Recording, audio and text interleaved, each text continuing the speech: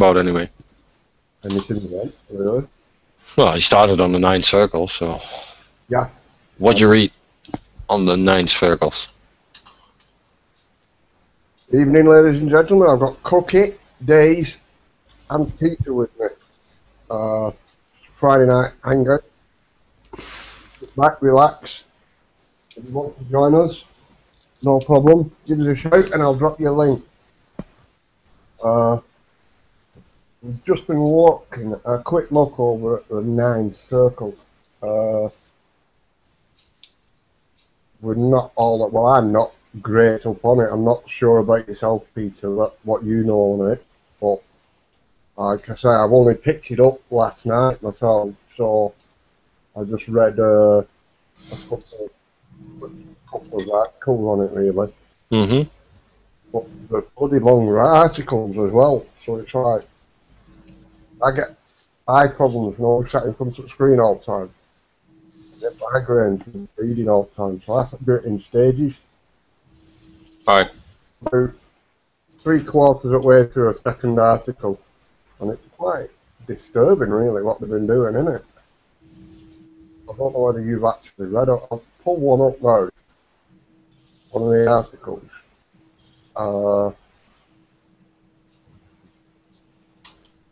It's awkward having so many pages up.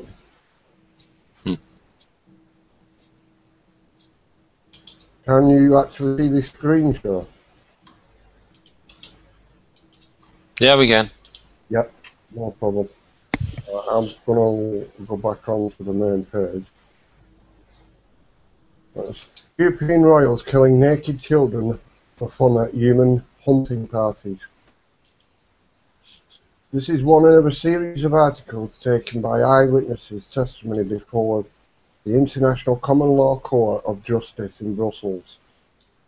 5 international judges examining evidence of child rape, torture, murder and kidnapping, allegedly done by global elite members of the 9th Circle Satanic Child Sacrifice Cult Network.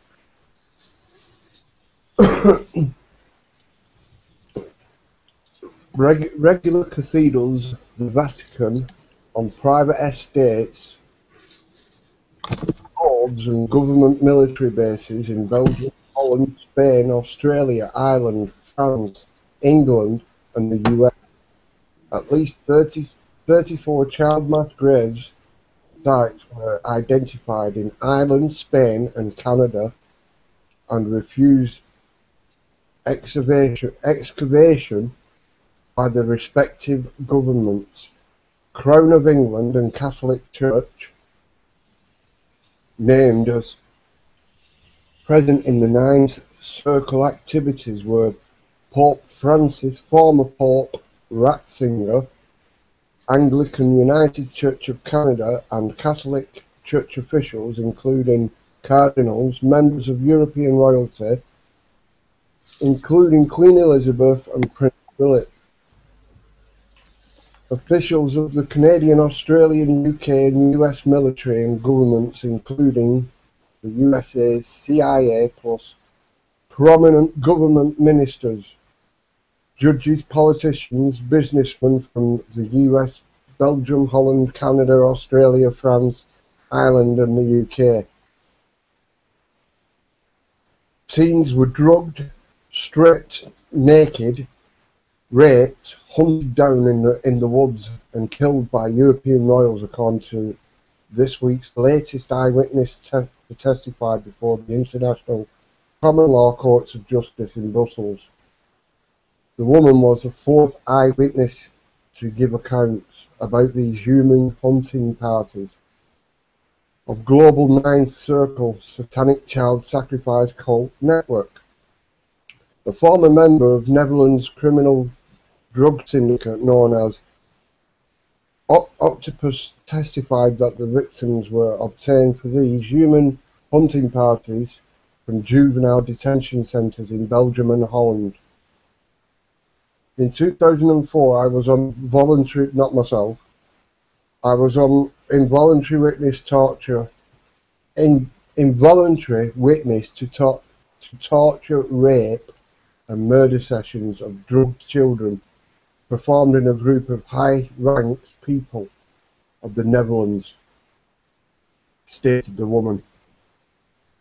I was taken to a hunting party in Belgium close to Brussels where I saw two boys and a girl ages 14 to 16 hunted and killed by global elites.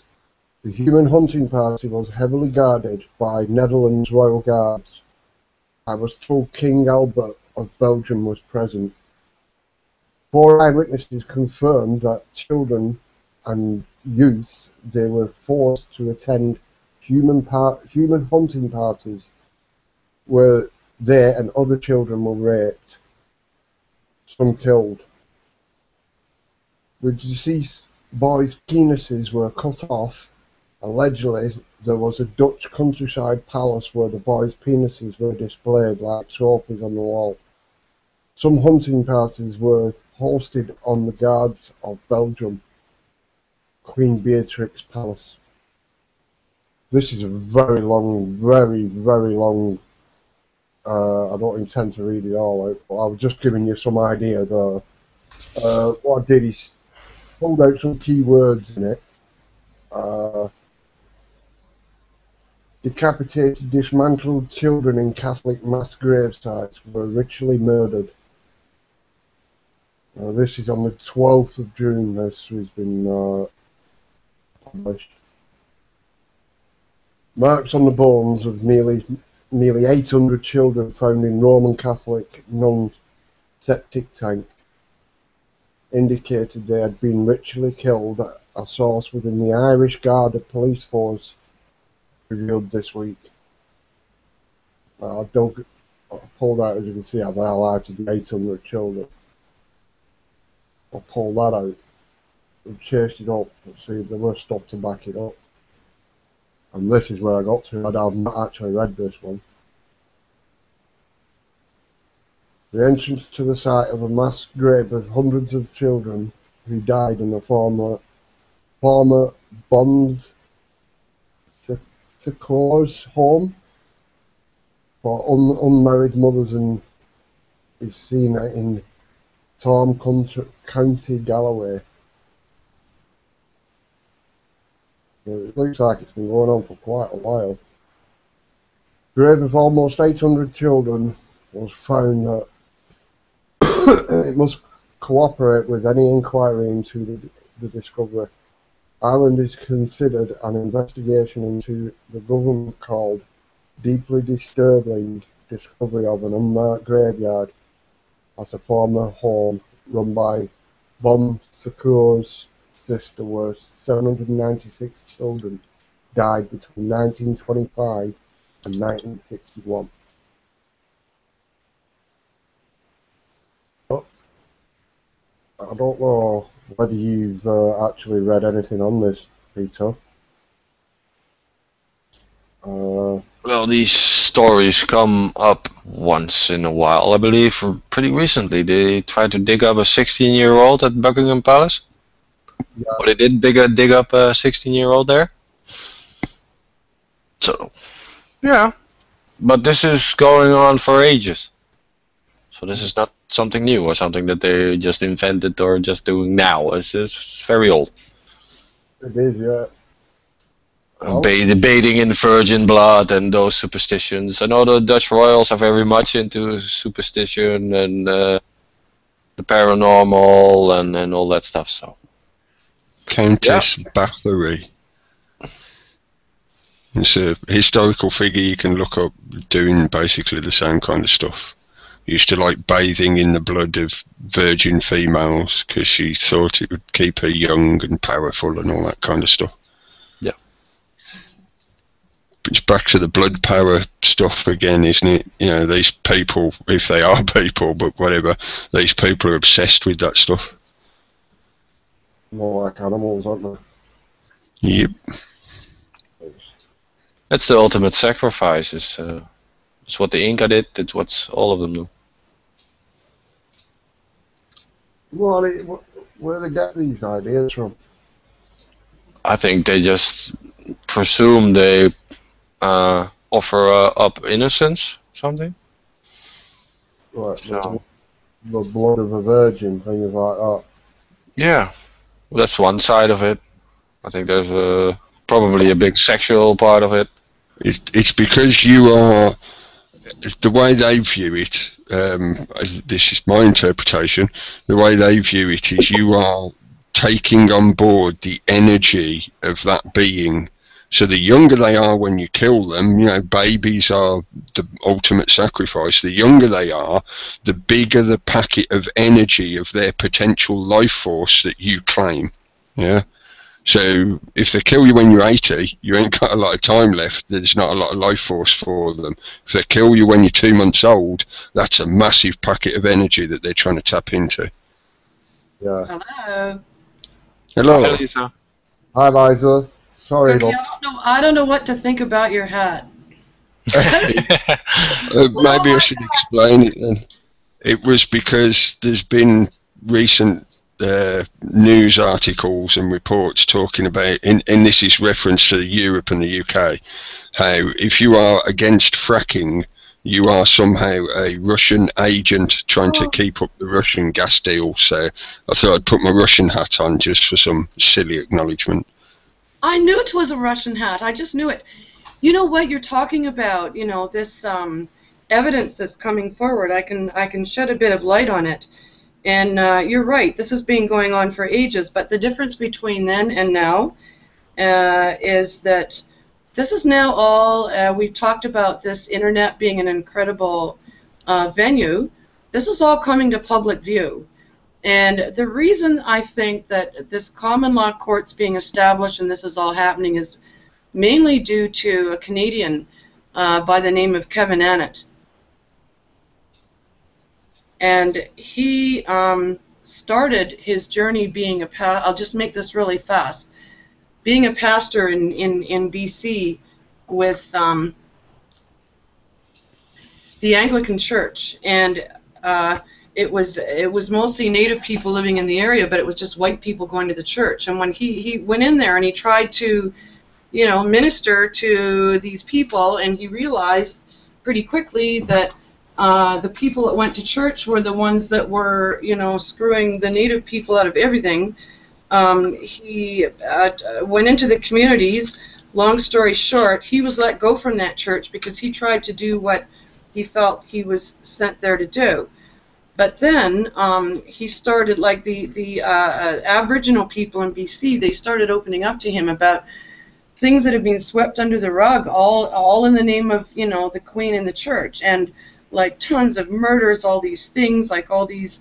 So fast forward, well, he put out a documentary that got worldwide awards. It's called Unrepentant. And if you just, when you have some time, you guys, just go onto YouTube and type in Unrepentant. It was me seeing this documentary, and I actually came across this when I was teaching on a reserve in northern Canada. And I just went, holy shit, you know, this is what's going on. Because of this documentary being put out, the Prime Minister of Canada, Stephen Harper, who wrote in on a Christian platform, is just like, you know, the southern U.S. so-called political system, Christian, not at all. We know that it's very, very different than that. But because of this exposure, Harper had to issue like a Truth and Reconciliation Committee and there were like tens and tens of thousands of children that were murdered at, you know, schools across Canada. And you know, he went to Six Nations, which is close to where I was born, and there was a grave that was dug up. And then I flash forward to this thing, 800 bodies, you know, in Ireland. And so Kevin decided that people need a way to be able to actually prosecute and come to some sort of justice. So Harper said that these people could come forward, and the government formally apologizes, and I saw some of the testimonies of them talking about what they've been through. But the caveat, the law, and when Kip was talking the other night about the bar, setting the bar high, the bar was set so high that the caveat from the Canadian government was, you're welcome to share your experiences, we're so sorry, but you cannot name your accusers, right? And this just, you cannot name your accuser. So this is what's going on. So then ITCCS is what he and a lot of other people set up. He's been traveling, all over the place. Something that struck me deeply, I saw a YouTube thing where, like, he went from the Canadian genocide to worldwide, and who the hell is fucking causing this? I'm sorry for swearing. And it's the Queen, and it is the church. And a fairy ring. I'll never forget, in Ireland, this guy was showing him like this little mound where all the babies and all the people that didn't quite make it into the Catholic Church had to be buried, and they knew as they were burying their loved ones that they were going to be going to hell forever. So fast forward to the present, and Cookie, you're reading something that just strikes me very, very deeply from the heart. Yeah, this has been going on forever, but what's going to happen with this information? And I think it can be a tremendous release if enough people start speaking up. I really don't know what's going to happen next, but this is essential, and I will be quiet and listen. You guys are precious. Yeah, I wasn't reading it, Dean was. That was movie. I was just looking. I've got that. I'm not sure if it's the same one that you mentioned, called Unrepentant. I think you said Unrepentant. But I've got one that is his documentary, as far as I remember. I put it in one of my playlists ages ago. I think I watched it a couple of years ago. I'll try and get the link for it for you. It struck me because I was raised as a minister's daughter, and you think that they think they're doing these things for the right reasons, and they end up, it's just like any politician or any social worker or anyone that joins the military. Like most people, as they get into these organizations and the Masons and everything else, they just want to they want to do the right thing, and they're convinced for the moment that they're doing the right thing, but then they get scooped into this goddamn matrix. All right, that's on a channel called White Sapphire. I'm not sure if it's the same documentary. This one's primarily concerned with the indigenous people. I'll just read. Am I able to put a link in this chat room for Hangouts for you? Yeah. In the Hangout chat room, yeah. It's just we can't put them on the YouTube chat. No, I'll send it to you guys. All right. This documentary reveals Canada's darkest secret: the deliberate extermination of Indigenous peoples and the theft of their land under the guise of religion. Yeah. Winner of Best International Documentary at 2006.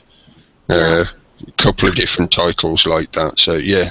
The article you just read was written by this same man. So I'm just saying, by their fruits shall you know them. And I thought that time was my enemy because as a female, as you get older, you're discarded. But no, time is your friend because it proves who can be consistent over time.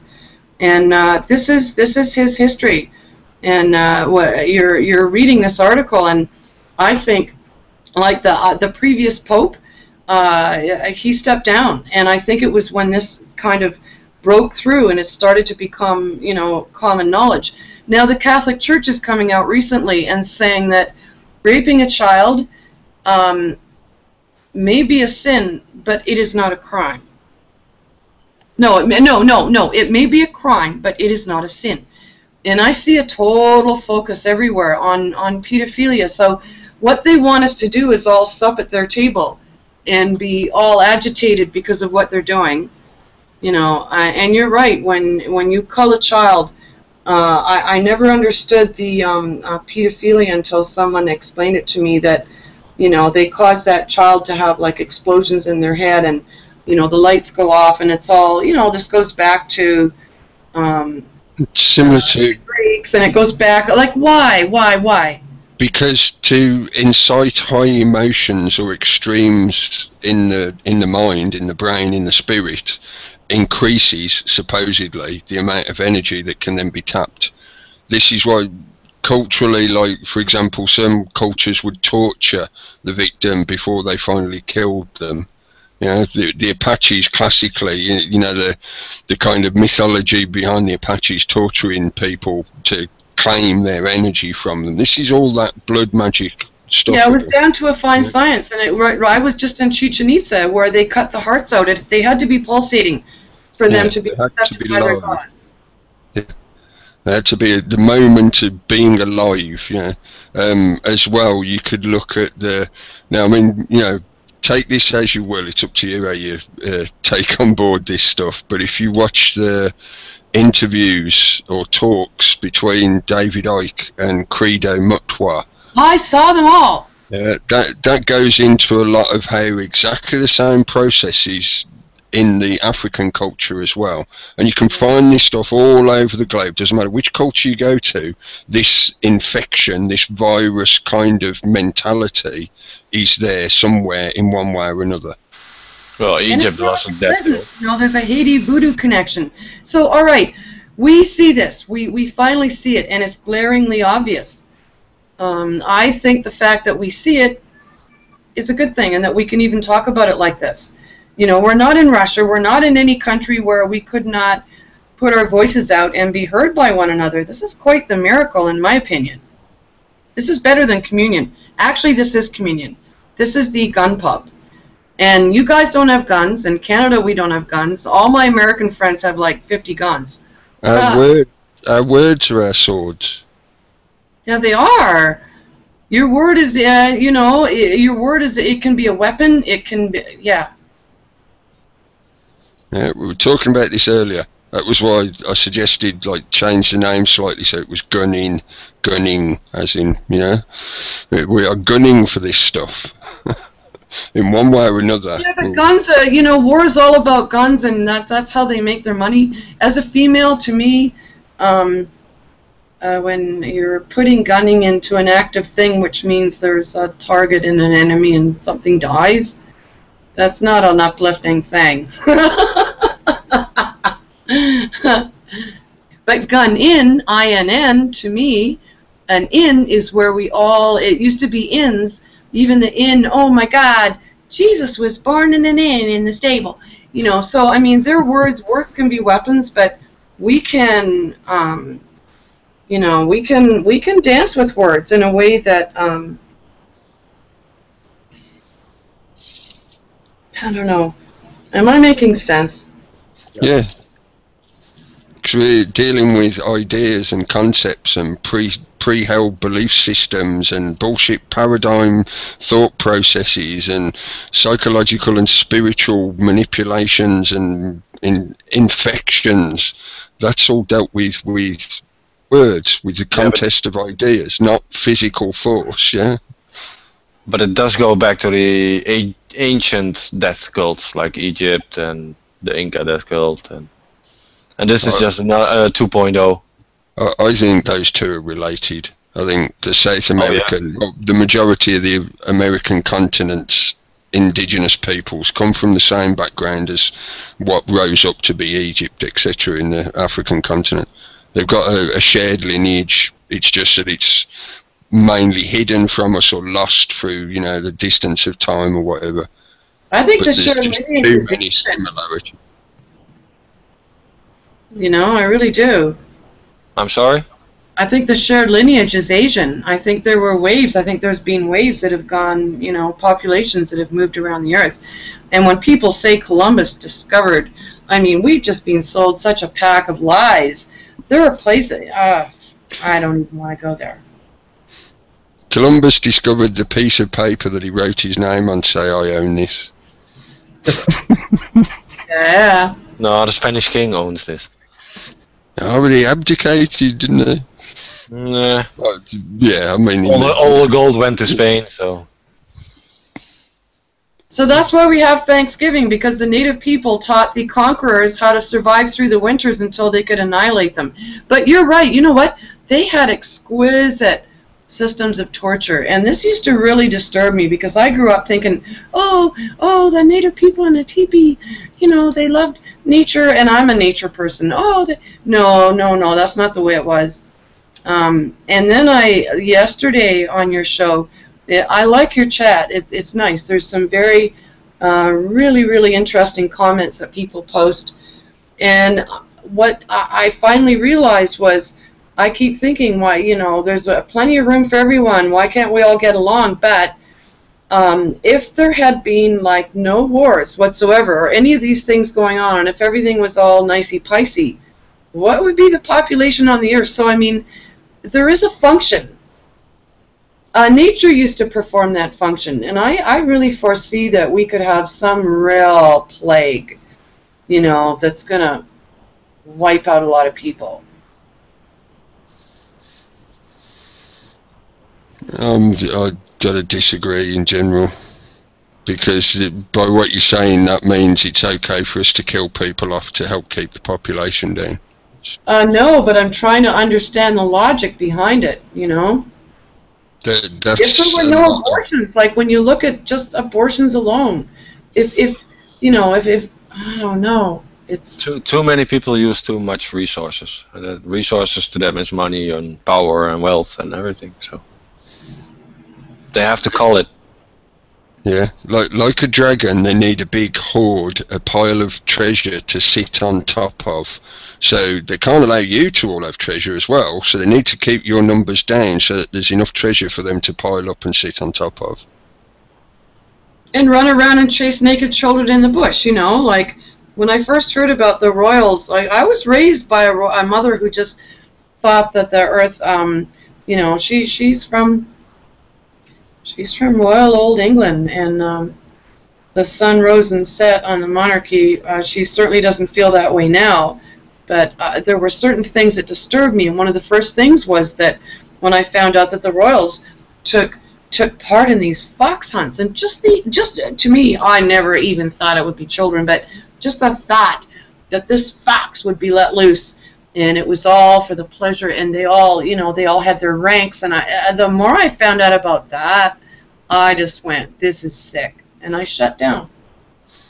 Well, I think the information that's come out from Canada, because they've got much, well, I shouldn't say much more, but they've got a good amount of recent history, which means there is a definite paper trail that can stack up and be used in a court, because, you know, if people are going to play along by this system, then you go and play in their courts, which means you need to bring the evidence and all that kind of stuff. They have got a good body of evidence to back this stuff up, which is why it's very, very relevant to bring it forward and say, look, this is how things have been operating. Yeah. But I can remember going back to when I was a fair bit younger, so you're talking a couple of decades ago, the 80s and 90s. I can remember all the news stories starting to come out about what had been happening in Ireland, and the fact that exactly the same kind of shit had been going on in Ireland.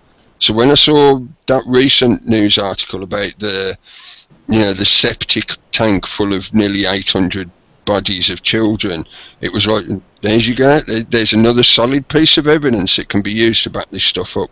And some court cases and criminal action and whatever was carried through in the cases in Ireland, but it wasn't, it just scratched the surface. They did their usual of like shifting the blame and denying it and dancing round through the courts and all that bit bullshit and paying people off to shut them up. You know, the Vatican did their usual kind of process of do that kind of cover-up story crap, but now it just keeps piling up and piling up. And now, as we've got the internet to be able to share this kind of evidence, it's all making the bigger global picture of what's been going on about how this structure operates on a grand scale. Is it really still undeniable for people? I know it's absolutely horrible and shocking, but do you really still want to deny it and carry on going la la la la la la la la la la? Yeah, yeah. Well, I like Pee Wee Herman because he goes, connect the dots, la la la la la. Well, he was charged as well, wasn't he? I like Pee Wee, and I like Bubbles. I like the Trailer Park Boys. I like Renegades, but Renegade, you know, the word renegade has been absorbed by the Patriot movement. A lot of information that's getting out has been through a very small funnel, which, and because the U.S., you know, the center of all civilization, and they have to be the dominators, you know, presently on the face of the earth, They get to project their own image. And I have a feeling that their wee little walls are about to be tumbling down. Tell you what, reading them reminded me of that film. Zad. I forgot the name of it. Oh, Zardoz. Zardoz, that's it. It reminded me a bit of that. That's one hell of a strange film. Dean, I'm having trouble hearing you. Is that any better? That's Yeah. really much better. Yeah. We're going to have to watch it again. Have you not seen that, Liza? Zardoz? Now you've gone muffled again. Have I? I think it's just literally the distance to your microphone. It's on my knee. That's better, yeah. I'll leave it on my knee now. So it's picking it up better as well. With light on computer. But yeah, that Zardoz, Liza. If you've not seen it, you won't watch that.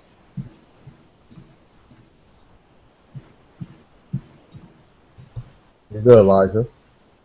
Yes, sorry? Yeah, so if you've not seen that, Zardoz, you won't watch it. It's quite enlightening.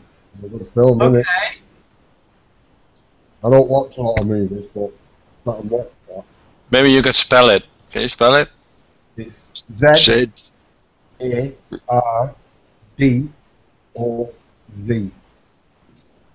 Zarbos. no, D-O-Z. D Zardoz. does. Right. I don't want to give the story away, but you'll understand why it's called that when you've watched the film. Yeah, it's hard, isn't it, not to tell them? Yeah. Until you said that, then I almost told them. Well, it's a key linchpin in the story, so it would be an unfair spoiler to give it away. Right. I mean, once you've seen it, it's actually quite logical after you've seen it, isn't it? Yep.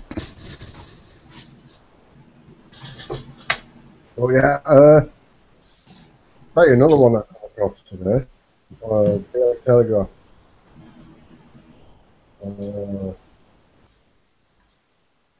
Surprise, surprise. Iraq crisis. ISIS Jihad sees Saddam Hussein's chemical weapons stockpiled. Do you remember I said to you last night, all I'm waiting for now is Cameron to stand in Parliament and say 45 minutes. And at the time I hadn't watched yesterday's UK column, but they did a little feature saying that he had been stood in Parliament talking the same old kind of rhetoric of, look, now they've got UMDs, but he didn't actually say 45 minutes, so still waiting. What gets me, though, it's how many years were they looking for these? So these are the amazingly stealthy chemical trucks that were driving around. You remember the little graphic that they had with the trailers on the back with all the vats in them so that they could brew the dangerous chemicals while they were on the move, constantly going round and round? Yeah. That, or it's a baby milk formula factory again. Yeah, I remember that. That's, And they made sure that we all heard about it, didn't they? Yep. Absolutely.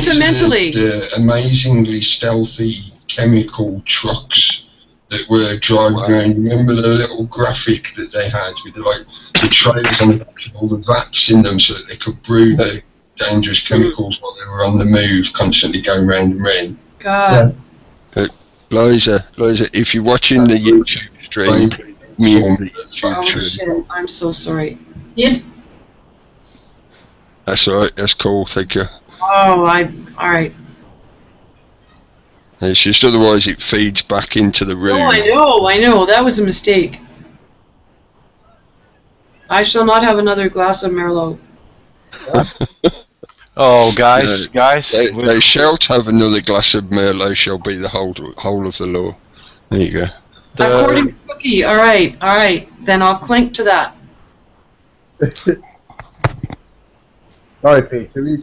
What it says, remember it. Well, we had a little breaking news just now. The Pope has declared that recreational drugs is a sin. Oh, Jesus effing Christ.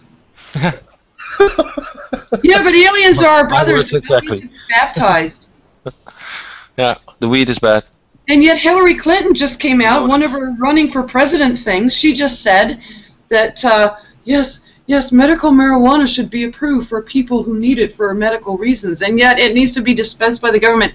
You can't just grow the plant in your own backyard like you would a bush of mint. There is no such thing as medical marijuana. There's just marijuana. They want to know. medicalize it. Don't fall for that trap. It's not a medicine. I know. It's a plant. All these truthers are fucking. It's Friday night, and Friday starts with an F, and I'm Oh, go. I'm not to F-bomb. Go. I'm trying to be respectful. Yeah, So- but that's the silliness about this whole discussion. So.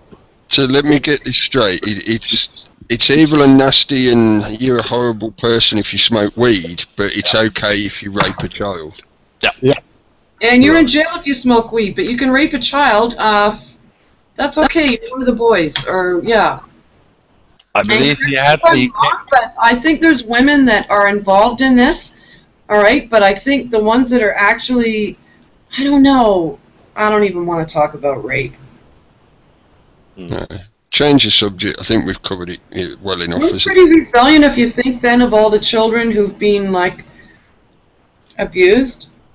And this happens within families, this happens everywhere. Yep. At all levels. Yeah. Jump into chat room. And then I think very much the idea behind it is to just to scare you and It's your fear family. porn. It's fear porn. Pure fear porn. Yeah. Be afraid. Be very, very afraid. Be very afraid. And And like it's, tangerine, and that'll help you. Shield you against the afraid. and it's trauma-based mind control initiation. Oh, absolutely. Oh, everything's been on it nowadays. Mind control. Trauma based.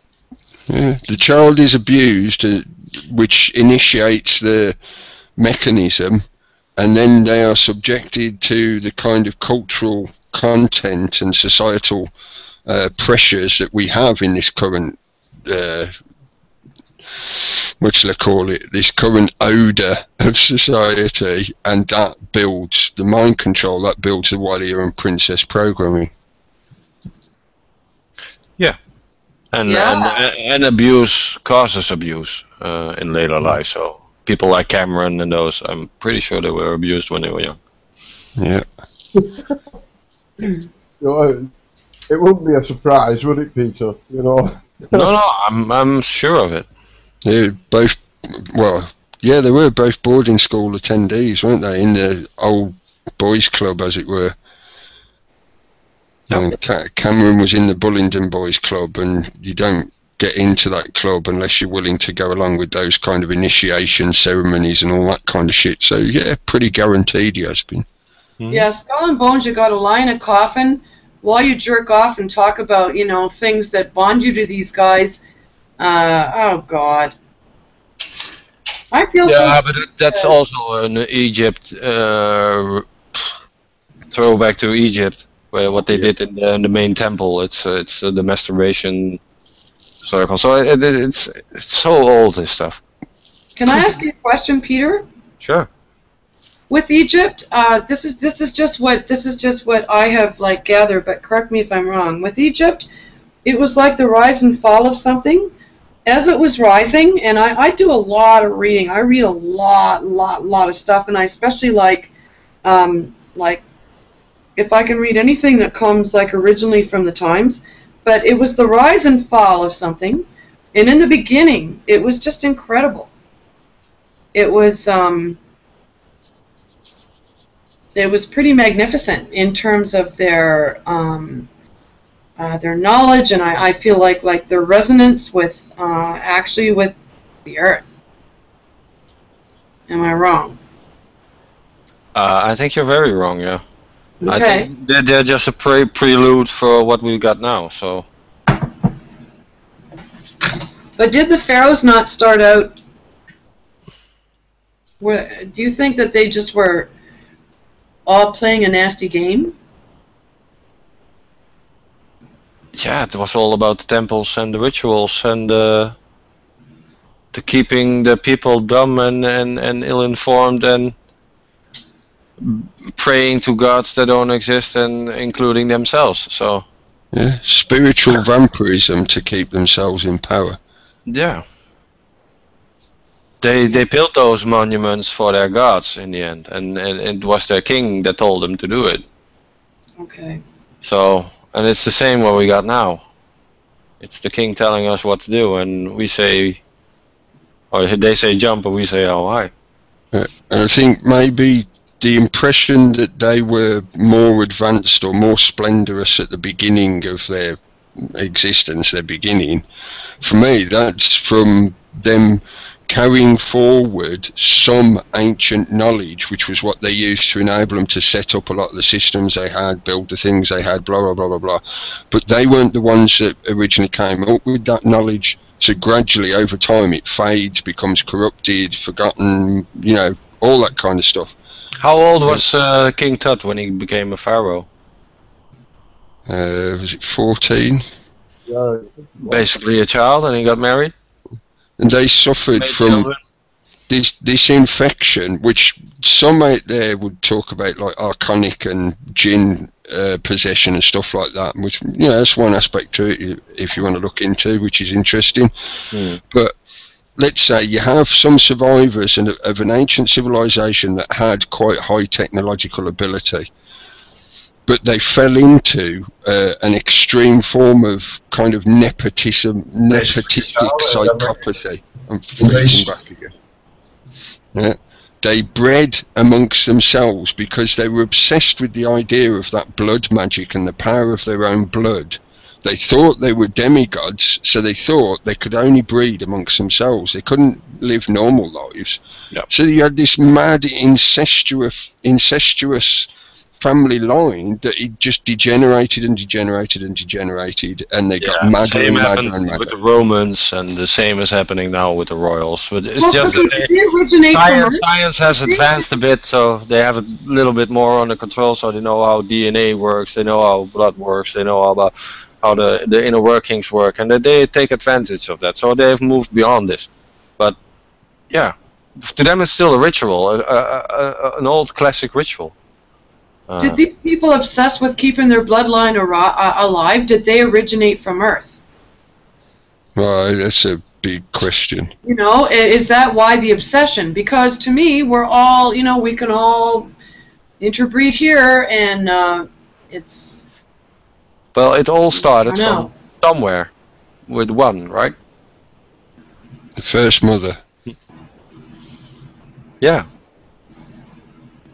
Because it's not a chicken and egg story. You know, none of us would be if there wasn't a female to give birth to us. So the first original human would have been female. Yeah, but did they come from other,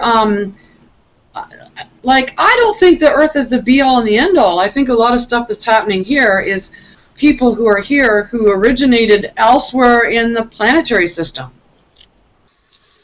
Well, they might have, but, you know, that's that massive alien, ancient alien kind of concept, isn't it? And that's something that you could look into and talk about for your entire lifetime and never find any definitive answer. To think we're the only sentient species in this infinite universe, and then the more we find out, like when you look at fractal, it goes inward, but it also goes outward. Well, and I don't think has the Earth been quarantined, that we're not able to be visited from people from other places? I think we have been. And I call the Earth, the solar system's dirty little playground. I think this is a place where they go to experience hell, to experience whatever the heck they want, and then they have to go back and they need to abide by natural law. That's just an idea. You know, most of what you're saying is Scientology. Yeah, it's religion. No. Yes, it is. Amun-Ra, or what's his name? Oh, I don't know. They got stupid names for their stupid gods. It's all a ridiculous farce. It's a con. Well, we have to get Do you Tom think there Cruise are in people together like to us that are elaborate. communicating in other places in the universe apart from Earth? Do I think that there are other beings on other planets and stuff like that? Is that what you meant? Talking like, do you think there's other people with a physical body like us existing anywhere else in this entire? Yeah. More than one. Yeah, they're everywhere. Yeah, I think it's we, pretty common. we live in a backwater solar system. Compared to the density of most of the galactic clusters, we live in the outback. Yeah, we're a tiny little solar system in the outback of almost nowhere. So that's why we haven't, in our accepted history, been directly interacting with other beings.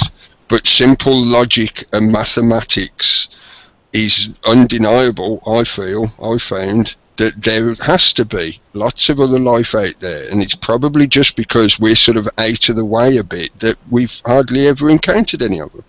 Well, then to me it follows that we, given what we know what's going on the face of the Earth, we are the goddamn Guantanamo Bay of the rest of the universe. You could look at it like that, yeah. But We are. that's why we are not sentient. We are not gods at all. We're like the hernia bulge on the universe, you know?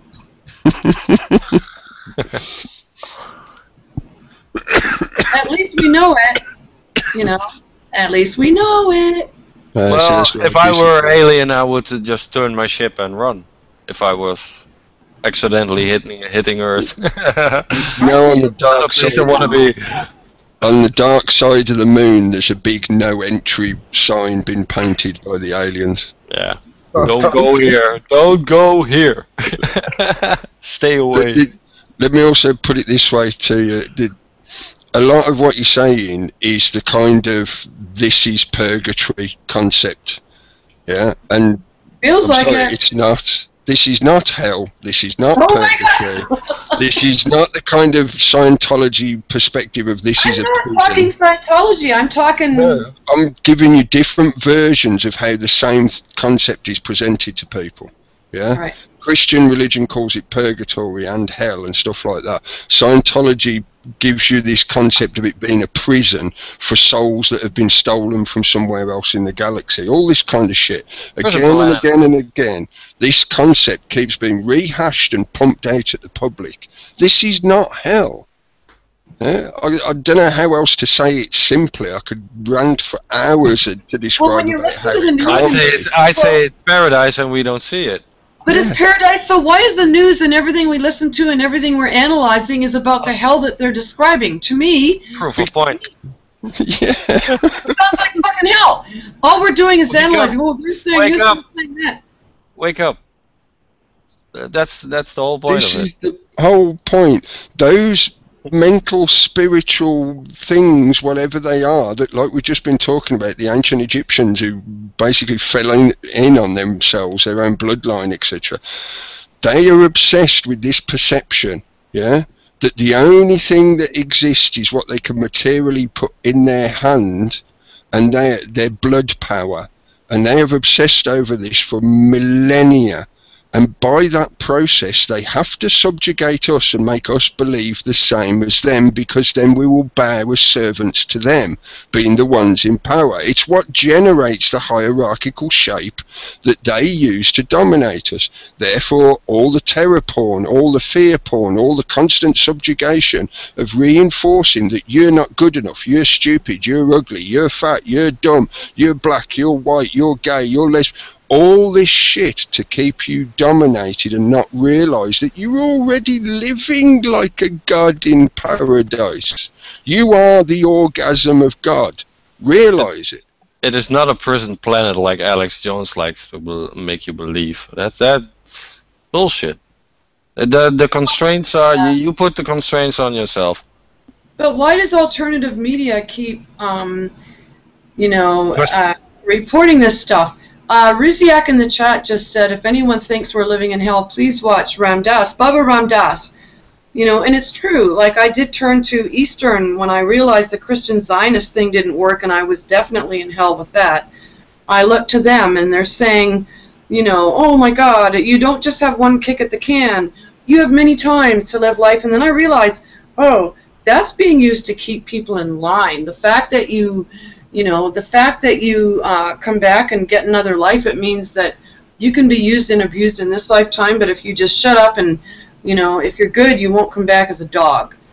There's someone here who showed up in chat. I invited a friend from the U.S., from Florida, and I told him about what's going on over there and the way that, you know, we just kind of get together and talk about what's really happening.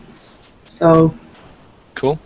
I would like to welcome John Smith. If he wants to jump in, just tell him to give us a holler, and we can join him in to chat if he wants to join us. Yeah. No, we're talking about very important things, and this is what happens around a real natural fire. You know, you go back and forth, and it's like, yeah, it's but like non-GMO grass swaying in the wind. You're falling for the same trap, but just in a different form or a different something with the alien theory. Well, there are aliens amongst us. Like, I read all Ruth Montgomery's things, and that really opened my eyes. And I thought, you know what? When you look at someone, you think that they're just a human, and the Earth is all we have, and the Bible's right, and it was created 6,000 years ago. That's a crock of shit. You know, there are a lot of entities. I think there are entities that do not have a physical body on this Earth. You mentioned the jinn earlier, and so these are all very deeply rooted in us. No, but if you look at it from that point of view, we are humans, and everything else is alien. So a dog is alien, a cat is alien, an octopus is alien. That's alien. And we cannot even communicate with them, let alone with something that's out there. So you know, it's yeah. And humans are being manipulated. Animals don't build churches. They don't. I haven't seen a beehive build a church. You could say a beehive. Oh my God. Yeah, but that's a hierarchy, and that's the hierarchy we live in. And it's us anthropomorphizing our version of that construct onto what they create. They just create a functional and purposeful home and place to be for themselves to be. Yeah, and there's so much alien life to discover on this planet alone, and half of it we haven't even discovered. So we don't even know half of the alien life that's out here on this planet. What kind of insect can you get milk from? Spider? Boobies. Oh God, guys. Okay, goodbye. Just kidding. You know. Oh, yeah, God. thanks for That's that. cute. That's cute. Oh, I like that one. So yeah. I could say a really bad joke right now. It would be in very bad form. Well, try me. It's I don't know. It just comes back like this is one of the first jokes I ever heard about a Scotsman, and why do Scotsmen wear kilts? Well, because sheep stampede at the sound of a zipper, and I know that's so retarded, but I just and it's I'm so sorry. My brother plays the pipes, and you know he wears a kilt. Where's Kip to defend himself? Yeah. Where's Kip? I was thinking that. His girlfriend. Where's our wee Kip? John, I know you're Howell. Yeah, John Smith in chat is Howell. Are you guys interested in hearing what's going on in the U.S. in terms of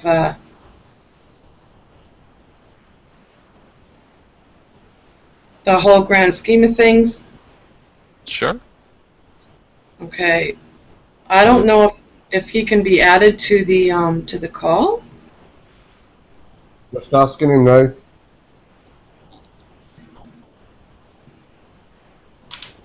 Just ask him whenever he wants to join. If you want to join us, Yeah. Howell, he's the name. If you want to join us, just put it out chat and I'll put you a link in your YouTube discussion. Yeah, I don't know if he's on Google Plus.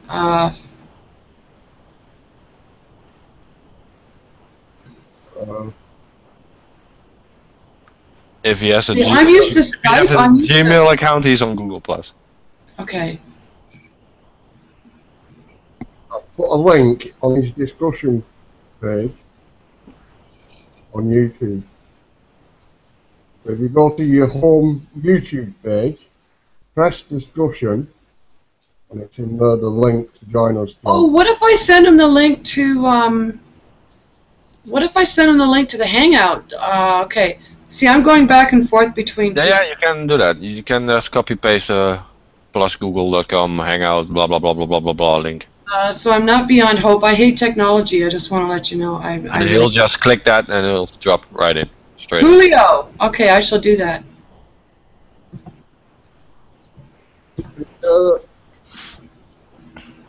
There we go. Why did it let you post in commentary, what?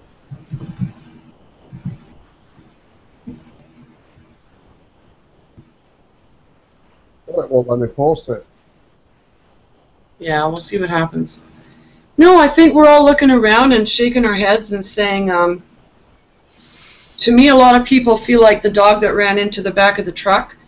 And it's like, what happened? Like, you grow up as a child, and children are so resilient. No matter what's happening to them, they bounce back. And then all of a sudden, you know, you become aware of what's really going on. And if you're one of the privileged, you think it's just nothing but a party. But if you're most of the rest of the people, you realize it's not for you. That's Well, again for some it is. back to the energetic vampirism again, isn't it? Yeah. The reason they have such fantastic lives where they feel like everything is wonderful, they can do whatever they want, have whatever they want, go wherever they want, blah, blah, blah, blah, blah, is because they're at the top of the pyramid. The pyramid is the rest of us. So for them at the top, yeah, life's fantastically wonderful, according to their standards anyway, yeah. Yeah. What happened with Days anyway? He dropped out halfway. Take this silly hat off, it's making my head hot. Hot head. He's having connection problems, isn't he? And he's got audio problems. His mic's broke. Oh, okay. Out with two phones. He's probably having a party also, so. He's got one put to his camera and one put to his audio. He's only got one charger. He has to Right. drop in and out. Well, he's got the link, so he's always welcome to come back. Well, I'll put a link to John if you want to talk. I will. Whatever his name is, I'll put one on his YouTube page for John. Yeah, and it's broadcasting on the fractal frequency .uk, I think. So. Yeah. On the live as well. There's a link actually on that page. Join us. I was just having a quick stint of news. So, I think it's covered everything really. We do that many shows lately, we're running out of things to talk about, aren't we? This is that's another reason why a lot of the alternative channels out there cover so much of the mainstream news. Yeah. Because eventually a lot of these topics, you either go round in a circle because you can't really find an answer or there is no answer, or you've already like presented the entire body of information that's available for you. What else can you say about it? Yeah.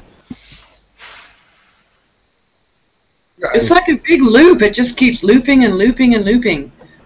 You know, it used to be that a journalist was the one that went out on the scene and they reported back for the sake of the community. And it used to be that police were there. They were part of the community. They were there to protect the community. I mean, these are the good old days. And older people, the reason that they want us older people gone is because we remember a world that appeared to be very different than what's happening now. It seems to me it's like pump up the volume. And you guys were talking about Eyes Wide Shut. Like, I've not watched movies in a very long time, but I did watch that one. I knew that it was very significant. And it's like, all right, so this is what they're doing, but they're only a minority, and this is not what I choose to do. So where's the majority of the people who are decent, care about their families, just want to have a good life? You know, why is it that the most of us are put into a tiny little box, and what they're doing becomes supreme?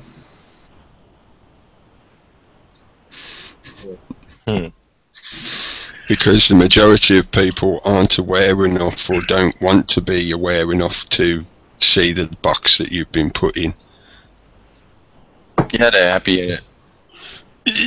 Yeah, push the boundaries of this box. Now I give up. So critical thinking is it's a blessing and it's a curse. That's how I see it. The trivium, you know, the ability to, and once you start thinking logically and you connect, I mean, like, it's not like you become an atheist, but you reject anything that would impose on you some Not at all. thing that doesn't make sense to you and doesn't resonate with your heart. I believe I always was an atheist, and I've become more spiritual along the way, so it's quite the opposite, I'd say. I'd also say as well that the trivium is not a curse in any way. It's them that are the curse. It's that mindset pollution that is the curse. The trivium is a blessing no matter how you approach it or utilise it. And the quadrivium, of course it is. It's enabling you to see it challenges you to ask questions. Don't just preach. Ask questions. The way you learn is to ask questions. The way to learn about something else is to ask someone who's there. That's the way to learn. Shut up and listen. Well, that brings us back to the reporter. We don't have reporters. We have, what is it? Oh, journalists. We have reporters. They just report. Well, I call it ties and cleavages. Repeaters. Author, I, tie. Strange enough, synchronistically enough, I put that as a comment on a video recently. Authority. If you slightly alter the spelling, instead of using the Y at the end, use T-I-E. Author, I, tie. So when you give up your authority, you're saying, I give up my authorship of myself. I tie it to something else or someone else. Authority. Give me your authorship.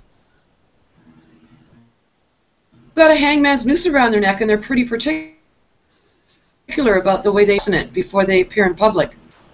Well, they got a lot of stuff riding on your back, so a lot of speculating, a lot of investment. Well, what about these people putting on these nasty old, like, powdered fucking wigs? I don't get that. It's to keep the fleas away. It's to hide their devil horns. Yeah, just another ritual. I'm trying to escape my devil. It keeps chasing me. Sorry, I'm in a silly mood. So. Paul's just put a comment of Revolution Britain page on FB has been ordered to shut down. Guy's house was raided with no warrant. There's been some. The page continues to doing with Terrorism Act.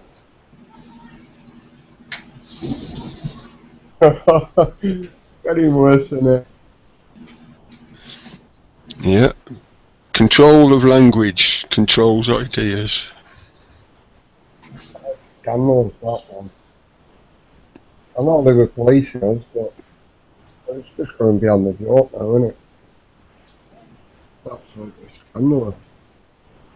1984 was not an instruction manual. 1990. I Oh, you lost me there then. No, it was a warning. The book, George Orwell, or Eric Blair, if he is his proper name. I wonder if he's related to Tony Blair. Oh my God, that's a good one. It's a different spelling as far as I remember, but yeah. Even if he wasn't anyway, he had that many connections. Yeah, he was on the periphery of the inside groups. That's part of why they got him to put that storyline out. I've got a question about bloodlines. Go. Before there was DNA, they just assumed, you know, that, yeah, that's my child. But you know what? Any child can take root in a woman's womb, and the only parent that you're ever sure of is the mother. And I've, like, all these things I've read, people say, you know, and a lot of things where the guy has been fooled. You know, it's not his child, but so I don't get this thing about bloodlines. The way they say that they can trace it, I don't think it's accurate. It's not that they have to trace it, they control it. They decide who to marry, who to have kids with, which one to offer. A lot of women get pregnant and it's not by their husband, and the guy thinks that he did it and he didn't. Yeah, but that's not something happening in their circles. No. Oh, yes, That's it is. why Jack the Ripper. Oh, yes, it is. That's why fucking Savile, that's why Jimmy Savile was covered that's up. why Lady Di There's died. a lot of bastards of people in high up places that are covered up, and it's been all through history. Wasn't Lady Di pregnant? Supposedly, yeah. Well, there you go. I mean, I've only got their reports on it. Reporters to go on. You know, I wasn't there. She did screw that doctor, so there's a pretty high chance it was like that, something like that. So, whatever. So, no, you don't do that. Oh, yes, you do. And there have been many babies that have been born where they thought the paternity was assured, and it wasn't. No, they have their how you call them? The out of marriage children, but that's just to keep the bloodline going. They have their in-marriage children. Yeah, but generations later, they get back at those families again and marry into them. You know, they're just keeping the some of the blood clean. Some of the bloodlines cross over the boundary of marriage. Yeah, and ours go into Argentina. Our Dutch king married a Argentinian woman. You know, and it's all intermarried, and Prince Bernhard decided, you know. Think of I can't remember the name of them in the storyline. In the story of Dune, you know, there's the movie and whatever, but there's the books as well. Originally, the books are way better. But yeah. The sisterhood who managed the bloodlines, they decided who married who bred with who, all that kind of stuff. That's what they do. The Seven Sisters, right? I think so. Yeah, it rings a bell, but I can't remember properly. Yeah. But the storyline of Dune is I feel is a really good reflection of the world that these people live in, the way they envision it. If you took that storyline out of its kind of futuristic setting with all the space stuff and whatever, and put it in a contemporary setting, the storyline would still work. It'd be exactly the same, and it'd probably scare the shit out of people about how realistic it was, how close to reality it was. I don't find it any coincidence. Over the years, as I've learnt more and more about this kind of stuff, I feel. Right. Some people could say I'm wrong, but whatever. The Seven Sisters is how they call the oil. The oil cartel. Monarchy. Yeah. But since reading Dune, again, this many years ago, like 2 decades ago, more and more I've seen that it's no coincidence that the way the storyline goes, the fact that the good guys were the Fremen, the free men, and they were concerned about water. Water for us is the ultimate basis of life. We cannot live without water, and there is a lot of good scientific evidence to show that water is the basis for all life on the planet, or near enough all life on the planet. So therefore, there would be no life without water. Yeah, and I suppose it's Frank Herbert who wrote stories. The way he weaves all these concepts into that storyline, it is a really good representation of the way a large part, maybe a bit generalised, yes, but a large part of how this system operates. That's very true. Can I go back to bloodlines? I want to ask you guys a question. Do you think that every one of Princess Diana's children were Charles's? I vaguely remember questions about that back in the day when they were actually married and whatever. There was a lot of speculation about whether he was really the father of one of them. I can't remember which one it was now. Probably the ginger one. It was Harry. Because there was a picture of some what was it? Some military officer that they reckon she might have had some kind of dalliance with, and that he was more than likely the father, stuff like that. But again, it's common amongst these people. As I said earlier, you know, the bloodline. You just told me that it wasn't Cookie. I said to you, any child can be born, and they assume. It's common that a child is born before DNA, and that's not that father's child. No, it's still within the bloodline seed group gene pool. The seed has been planted years ahead, generations ahead. Like that Kate Middleton girl, that she's been conceived 40 years ago. Yeah. The reason they chose Diana to be his bride is because she comes from the Spencer family. The Spencer family is one of those bloodline family lineages. So, in effect, she's a bit of a distant lineage, but in effect, they were attempting to refresh the bloodline, to add a little bit of slightly separated blood, so it sort of cleaned it up a little. Right back in her family, they were mistresses, you know? I mean... they do. Sure. Yeah. But that's all within a control group. It's not Mrs. Mabel Smith who lives down the road. That don't happen. That ain't allowed. You know, like I said earlier, Jack the Ripper. They ain't allowed to sow their wild oats. No. We can't have any wild buds popping up anywhere, because then there'll be some bastard who can attempt to reclaim the throne. Yeah, classically, as you go further back in history, they're more brutal and obvious about it. They'll hunt down the bastards and kill them off, or lock them in the tower and starve them to death, stuff like that. But in modern times, they've refined their process of keeping it within a control group and making sure that any abnormalities get dealt with or absorbed out of the eye of the public.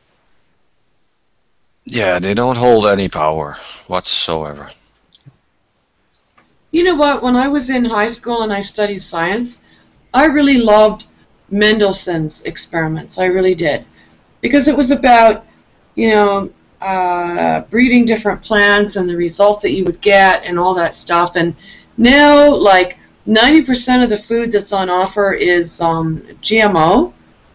And it just seems like, I feel like you say that we're not in hell. I think that anyone with any awareness knows that there's one great big huge ritual that's being played out. No. Use your trivium. Doesn't that just logically disprove that you're in hell? Because if they're attempting to turn it into hell, that means it's not hell to start with.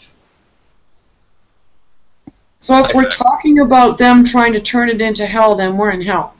No, hell is what you make of it. Yeah. If you eat that GMO shit, then it's your personal little hell, yeah. Yeah, they want to make it that much of a control grid. I'll call it control grid rather than hell. The control grid. But it's not actually that. They're trying to turn it into that. That then, therefore, should logically tell you that it's not that to start with. Yeah, they are trying to corrupt it. It was this pristine thing. They have tried to lay their octopus over it, their web over it, to corrupt it. So in other words, it's not hell. Otherwise, why would they be so obsessed at trying to turn it into hell? Well, I think they're just trying to trump nature, and we haven't even begun to plumb the depths of how incredible nature is. Like today, I looked out the window on these pine trees, and I watched this big blue jay and there's this bird that looks like a robin except it's all black, and they're fighting for their territory. And I'm going, that's nature. You know, we are most of the Earth's population, like the year 2000, the millennium, Alex Jones, everything's going to go down. Well, what happened then was, and the UN was rejoicing, because most of the Earth's population, as of like the year 2000, you can look it up, was successfully herded into cities, all right, off the land. And it's becoming, it's happening. Yeah, but it's Agenda 21. Huge tracts of land are declared wilderness areas, but we're not allowed to go there.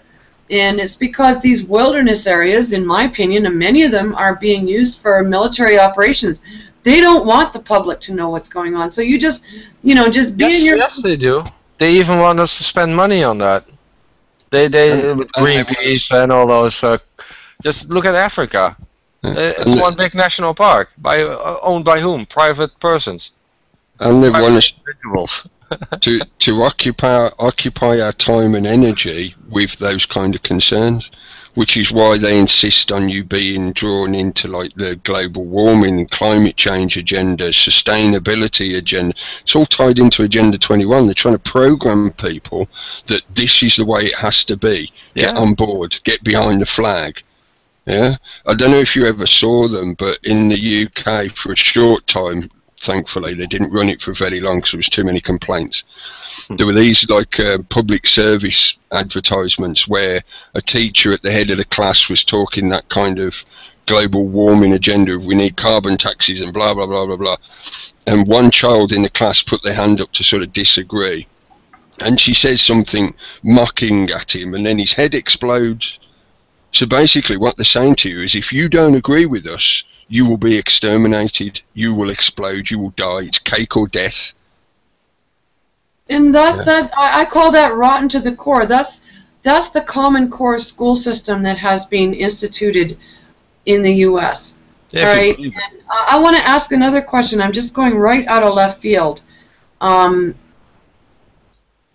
You guys, like one of the first things that I started, persons I started listening to was David Icke. And I was trying to shed, like I realized this whole royalty thing that I'd been sold was wrong. And when he actually said, you know, they're part of a reptile, you know, group. What do you guys think about David Icke and what he said about that? Somebody else go first, because otherwise I'll start ranting.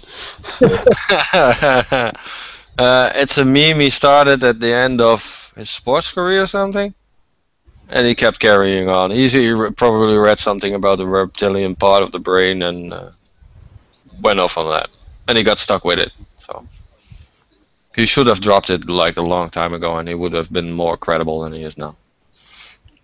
That's my opinion on David Icke. Did any of you listen to any of his addresses at Wembley Stadium? No, I don't have the time to listen 8 hours of David Icke ranting. Well, I did quite a while ago. This was part of my prior research. I mean, it's not something that I would follow now, but I don't know. A lot of things that he had to say made sense to me, and you don't have to agree 100% with somebody, but you know what he's encouraging people is to do is to get off their knees, and when you're in a kneeling position. No, he's just submitting you to a whole lot of information, and by the end, you're just so confused.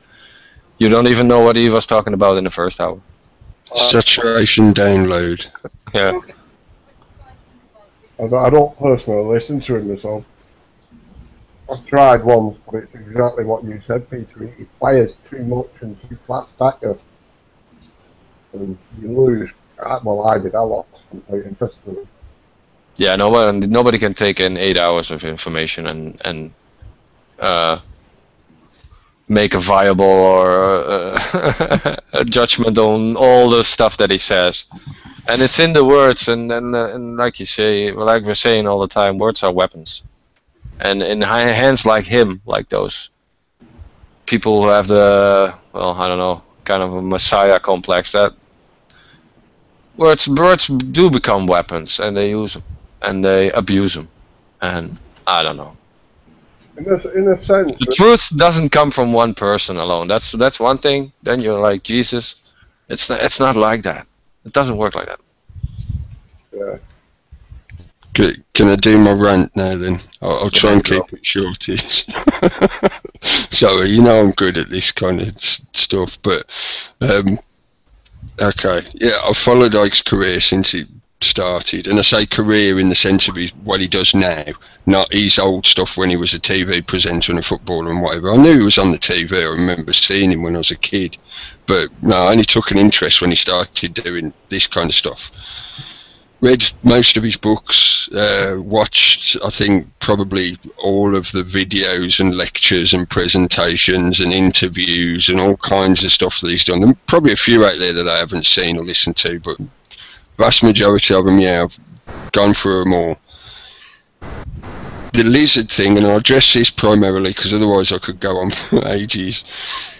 I think it's a combination of misinterpretation, confirmation bias, and information given to him by other people, right? He claims to have had a personal experience with Edward Heath, who was a Labour minister at the time in the UK, where he claimed that he saw the guy's eyeballs change, almost went completely black, he says, and he feels that he saw some kind of metamorphic shift in him that revealed his true evil self, which later gets co-opted and debunked in the debunking parlours. Oh, he thinks they're lizard shape-shifting reptiles. Right. I think if you say you studied science at school, most people know about the basic construction of the brain, the fact that you have the lizard brain is closest to the cortex. It's like the lowest level of the brain, as it were. There is a lot of not just scientific data evidence, but also psychological qualitative evidence to back up that some of the psychological methods and ways of being that psychopaths utilize or are, you know, what makes up their personality, seem very, very similar to the basic primary drives that are expressed via the lizard part of the brain. So you're talking the fight or flight sensation, or whatever you call it, can't remember off the top of my head now, and things like, can I fuck it, can I eat it, you know, that kind of primary drives. Now, in ancient mythology, there are lots and lots of legends globally about these kinds of people who are not quite people, but might be something else. This verges in lots of different directions. You've got the Naga from the ancient East traditions, who were serpent people, but they were like demigods. They were considered to have great power and knowledge and stuff like that. A little bit like the kind of personality of the snake in the Judeo-Christian traditions. You know, they were very knowledgeable, but they were tricksy, so they could play tricks on you for their own benefit, stuff like that. There's also legends from Africa. This is the Credo Mutwa stuff, where he goes into talking about the Chitahuri, the lizard people of ancient times, stuff like that. There's also legends from the Americas and, like I said, globally, right? So you got that aspect to it.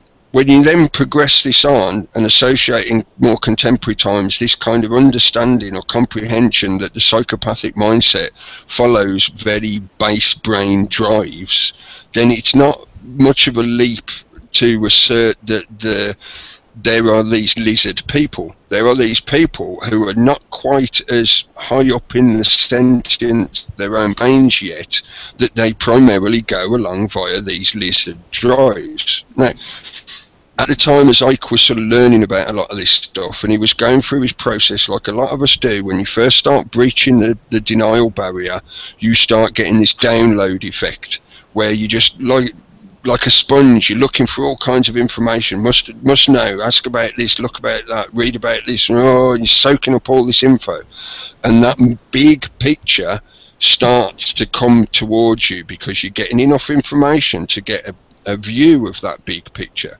Yeah, this is part of the problem of Ike's presentations being 8 hours long and covering loads of detail. A little bit like the Graham Hancock problem, he was so desperate to prove himself in an academic manner that he had to pile on evidence after evidence after evidence, so you end up with an 8-hour lecture. Yeah, it's not that you don't need this info, it's just that it's a massive download for most people in one go. Okay, Graham Hancock, he was not accepted by the other scientists. Please let me finish. For most people, they don't see the bigger picture because they get lost and swamped in all the detail that he's giving them. But he insists that as his career was developing and he started releasing his books and doing little talks here and there and whatever, people came to him and claimed that they themselves had witnessed others, people in the higher echelons of power in politics, in the royalties, whatever, shape-shifting. Now, he himself, had, other than his experience with Edward Heath, had not claimed to have been witness to this, but other people kept coming to him. He said this happened lots of times. People came to him and said, we saw it, we witnessed it, we know it's true, that's what happens. I feel that in this part of the process of the development of this kind of theory or concept, that's where it started to get polluted and corrupted, and it became the silly debunking meme of the lizard people, the shapeshifters. It's not, I feel, really what's going on here. This is more of a spiritual and energetic thing.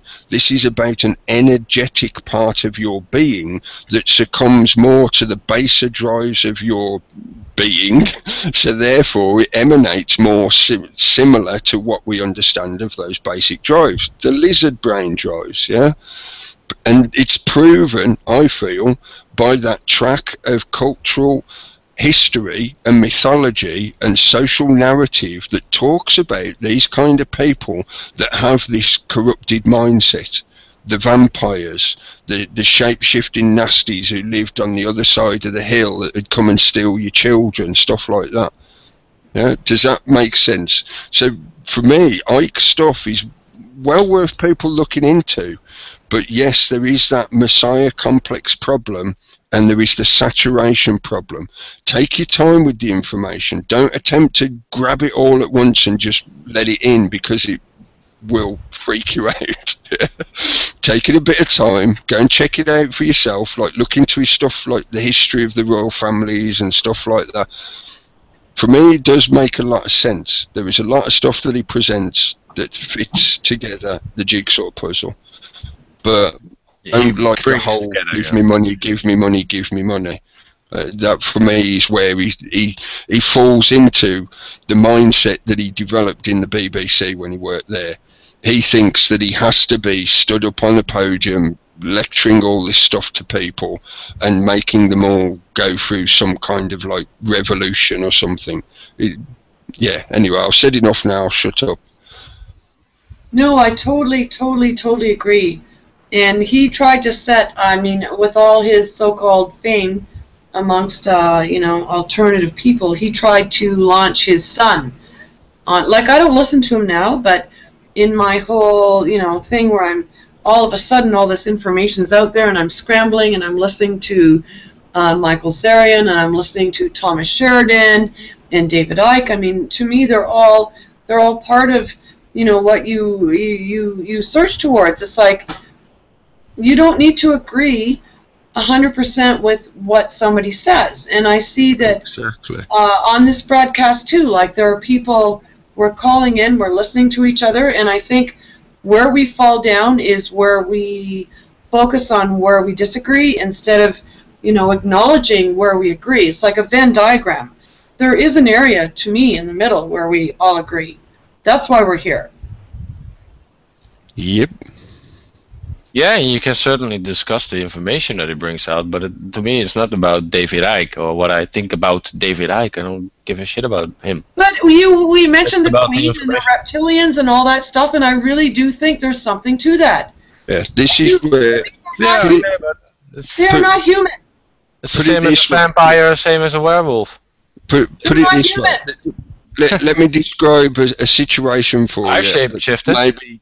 Maybe certainly this helped me kind of conceive of what was going on here. Yeah, what I feel is going on here with the whole reptile lizard men kind of meme. Yeah, back in the 60s, when you had the beginnings of what became the hippie movement, which was a grassroots social upswell of energy of people wanting to look for new changes and new ways of fixing the problems of the world, stuff like that. The secret agencies needed to keep control of that energy to make sure that there wasn't any successful revolution of any kind at all that would destabilise or de-seat the current powers that be. So they set about propaganda, psyops, psychological warfare, and one of the things they did was paint the hippies as being crazy, lunatic, fringe, dirty, layabouts, idiots, all that kind of, anything that was derogatory, so that they could quell the interest in that kind of movement. Yeah, same thing has happened with the David Icke information. They've sent in the agents to start sowing the seeds of debunkery. So you end up with this meme of, oh, they're the lizard men, they're the shapeshifters from Mars, oh, look, it's Queen Lizard Breath.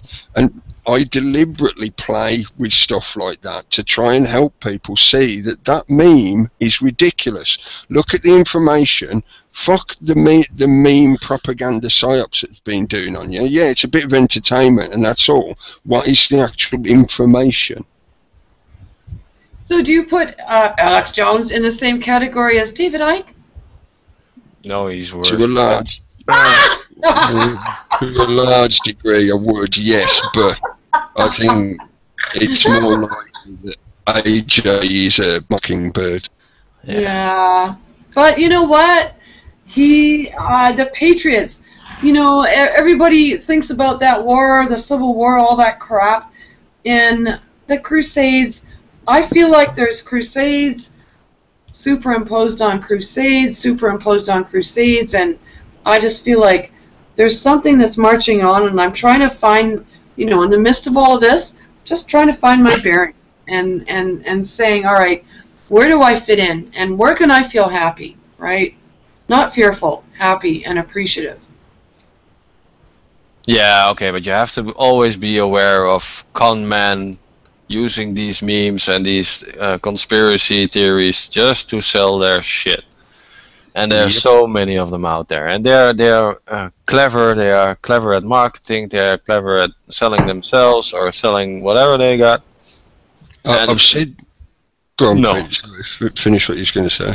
I think groups like this, people like us discussing these topics, is way more valuable than any David Icke talking about these topics. They did it, Yeah. Well, that's why I'm here. That was then. This is now. We're just comparing how we all got here. And I'm thankful for anything that would get me here.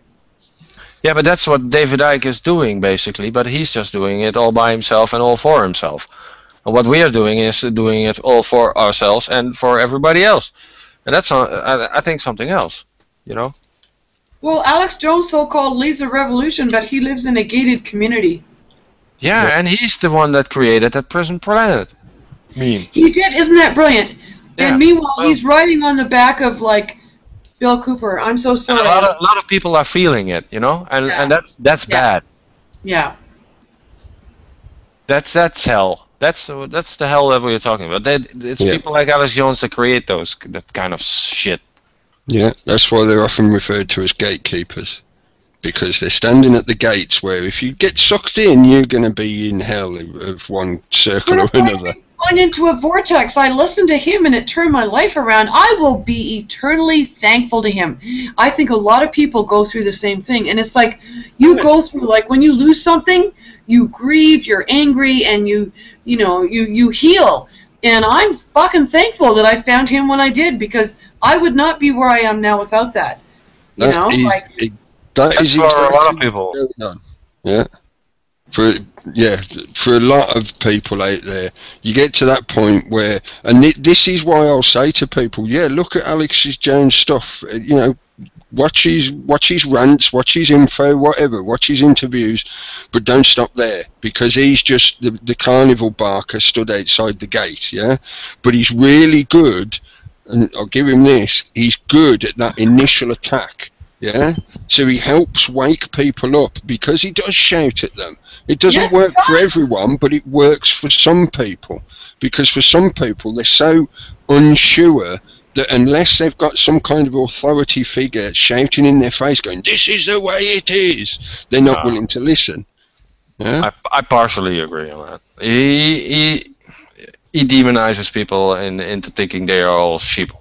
If you don't That's- agree with him, you're a sheeple. Yeah. You're not awake. You're not That's aware. right. You're not. But maybe I'm beyond Alex Jones. You know, Alex Jones. Maybe Exactly. Alex Jones needs some waking up.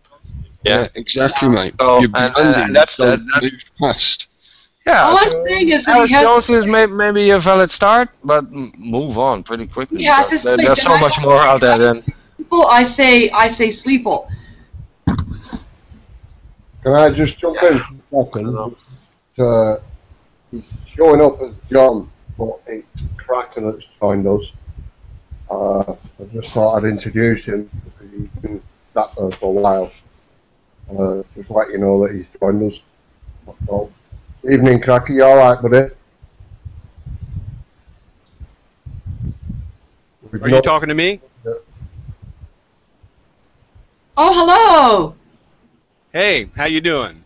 Is Hello. this how, guys? I told you about an American friend that I told him that, like, I found this venue and he's on air from Florida. I come in at a bad time because this talking about David Icke is just not something that I'm into at all. Well, we And I all heard you guys talking about.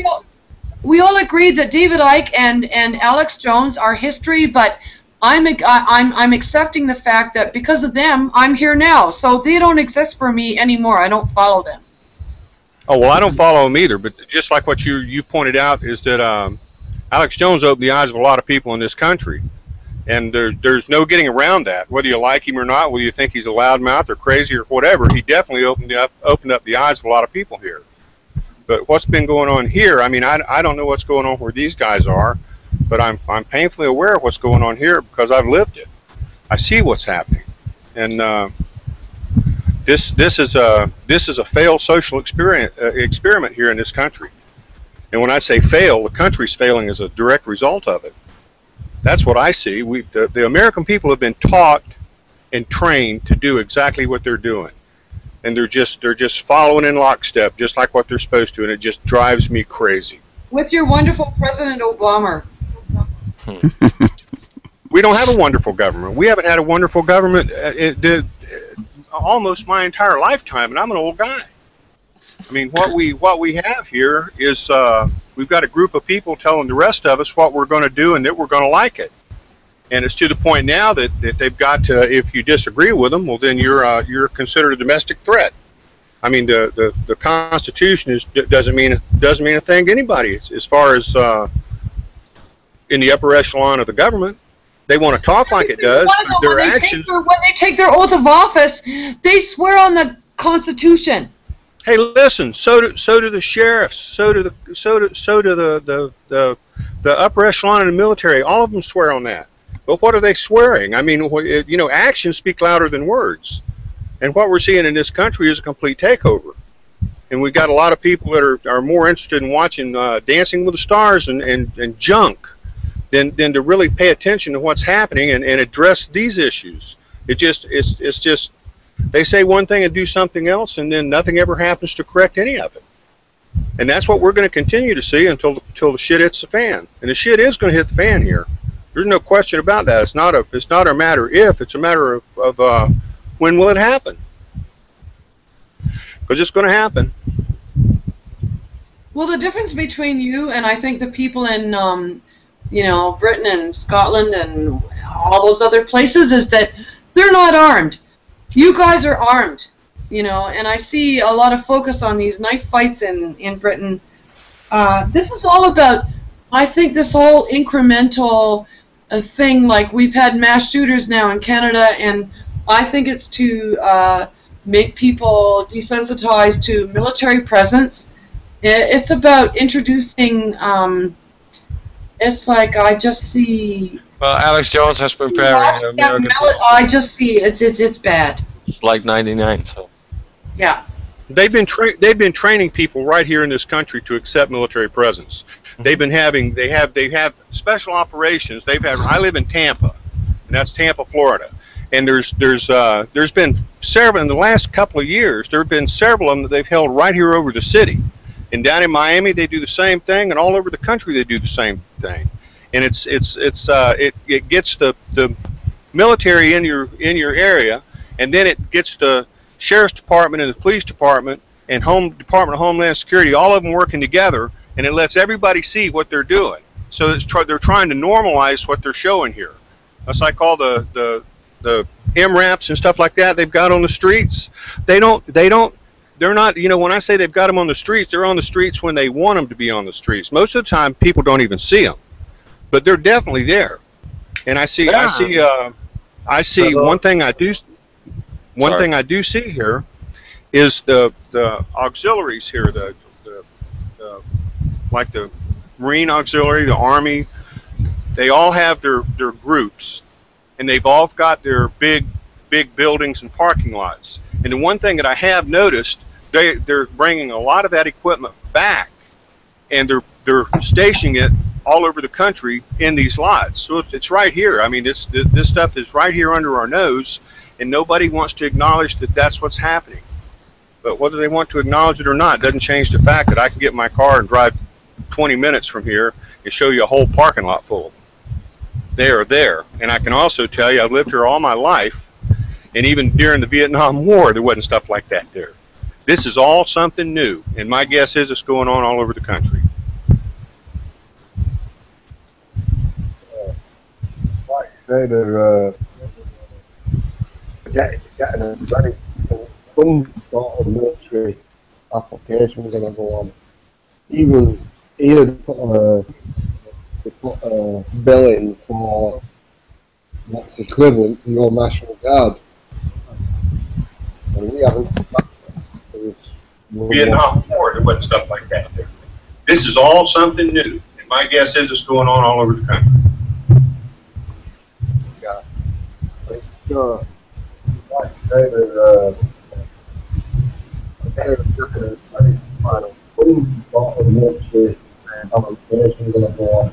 Dean, your sound is real bad. Yeah, I'm having trouble hearing Dean. And I'm getting a noisy. Vietnam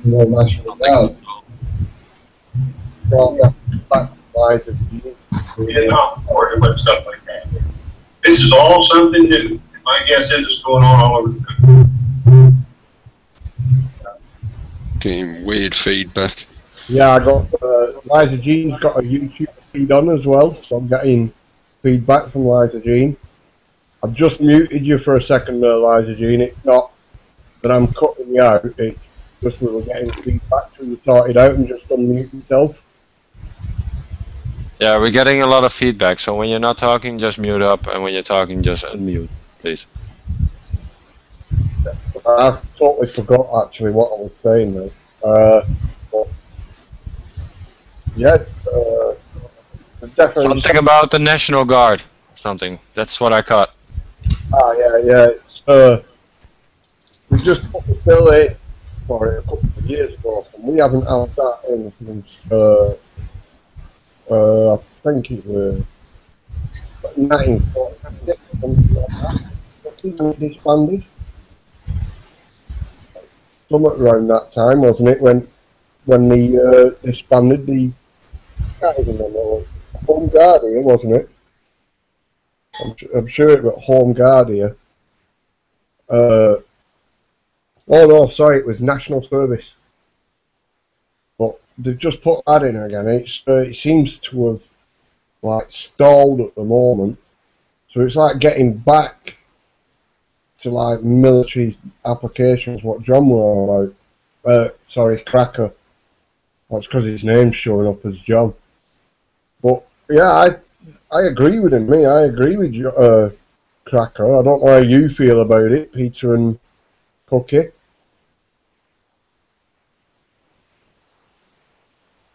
I muted you up, Cracker. Sorry. We got a lot of feedback from your side of the pond. How I feel about it. I think the militarization has been happening here as well, and they're very much pushing for a European army and a European police force. So, if you look at the outfits they got, it's more and more alike. So it's all the same shit everywhere. Yeah, NATO. It all boiled down to orange. Well, one thing I wanted to ask as well is, do you know anything about the UN vehicles being shipped across the US at the moment? I've seen reports of the painted white with the big UN lettering on the side, those kind of vehicles being shipped by freight train. Cracker, you have to unmute yourself. I cannot unmute you. Wow. He's new to this, guys, just like me. I think I'm back. He's got it. Woohoo! Yep. I turned the fan down. Usually you can't hear as far as background noise from my end. We usually can't even get my speaker or my microphone to work very good at all. So I don't know where that background noise was coming from. It's better now. So. Okay, good. Yeah, we've been seeing this for a long time, and that it's the schools here. I don't know if you have seen any of them, but they even look like little prisons now. They don't look like the schools they did when I went to school. They look like miniature prisons, and I think that's another thing that they've done. If the shit ever does hit the fan here, they could turn every single one of those schools into a prison in a matter of a couple hours. And they teach the kids in school. You know, they have lockdown. They have roving patrols going through the school with dogs looking for drugs. They have all kinds of stuff like that. And that's just, as far as I'm concerned, that's training the children to be good little servants, to do what they're told. And every Walmart can be a FEMA camp. Walmart/schools/everything. So I try not to be scared about this stuff, but it's important to say what we're seeing, is it not? No, I think it's real important to say what we're seeing, because too many people want to just ignore it and pretend like it's not there. Well, whether they ignore it or not doesn't change the fact that what we're talking about right here on air is as real as if you hold your hand on a fire. It's there. No question about it. And the police brutality in this country is off the hook. And they want to talk about, well, they catch one every now and then and throw one under the bus. And to me, it's probably one that's done something that's pissed them off. They cover it up like it's not. I live in a place where they cover it up all the time. They want to act like they're just pure constitutional loving, and they're beyond reproach. They wouldn't lie about anything, and it's all bullshit. They sure lie about everything.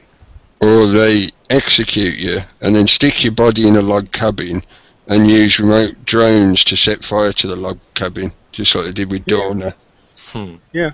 And if they want to visit you, it's usually at 2:30 in the middle of the night, and they throw flashbang grenades in, and they come in, and before you even open your eyes, you got 10 of them standing in your bedroom with M4s pointed at you.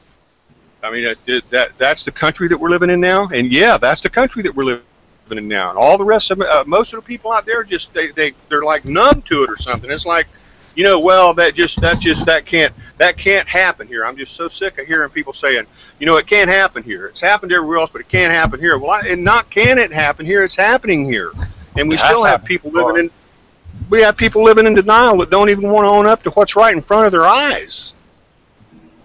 Cal Howell, you supposedly got your independence. You fought for it, but do you feel like you're under the affluence of the Queen?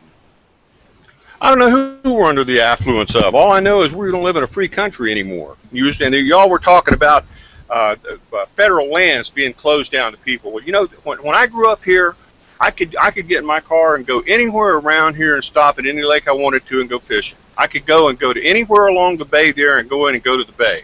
And one thing I've noticed in the past 10 years, really big time, is there's fences up. You go across the interstate on I-4 going across the bay. There's fences on both sides, and you can't pull over. If you pull over, there's going to be a cop on your ass before you know it. And there's signs all along there: do not stop. About federal lands being closed down to people. Okay, I'm getting a lot of feedback here now. But at any rate, at any rate, all the boat ramps and stuff, all the parks that you could go into before, that there was no problem with you going in. There's gates on the front. They're opened at a certain time, closed at a certain time. Now, to go into the park, you have to pay a parking fee, and the gates open. You get to go in. You stay there for whatever length of time it is, and if the gates close and you're inside the park, you got a real problem going on because you can't get out. And that's happening everywhere around here, not just a couple of places.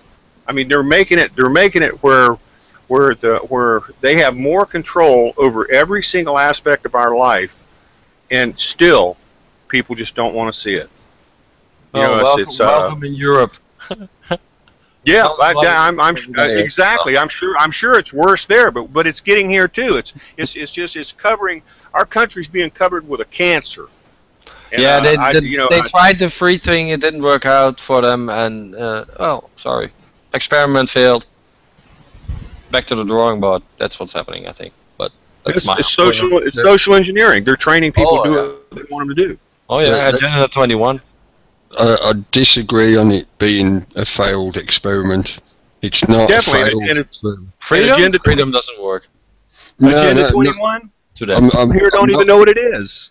I'm not referring to freedom as being failed. No, I mean what they intended the United States of America to do, it has fully succeeded in. It is now, I was going to say becoming, but it's not becoming. It is the new fascist empire, which means they now have the opposition they needed for the great East-West conflict. Yeah, this is what I've suggested this a few times now. Think about it.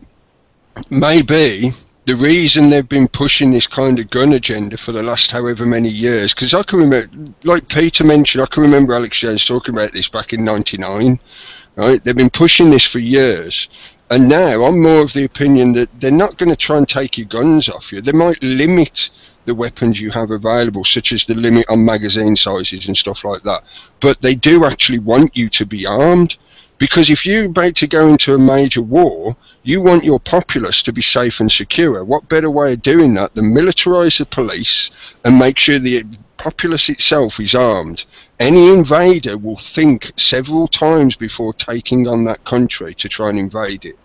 I feel this is being done deliberately to build you up as the new fascist imperialist empire, so you can continue what has been happening, this blitzkrieg of taking over global resources, conquering global resources.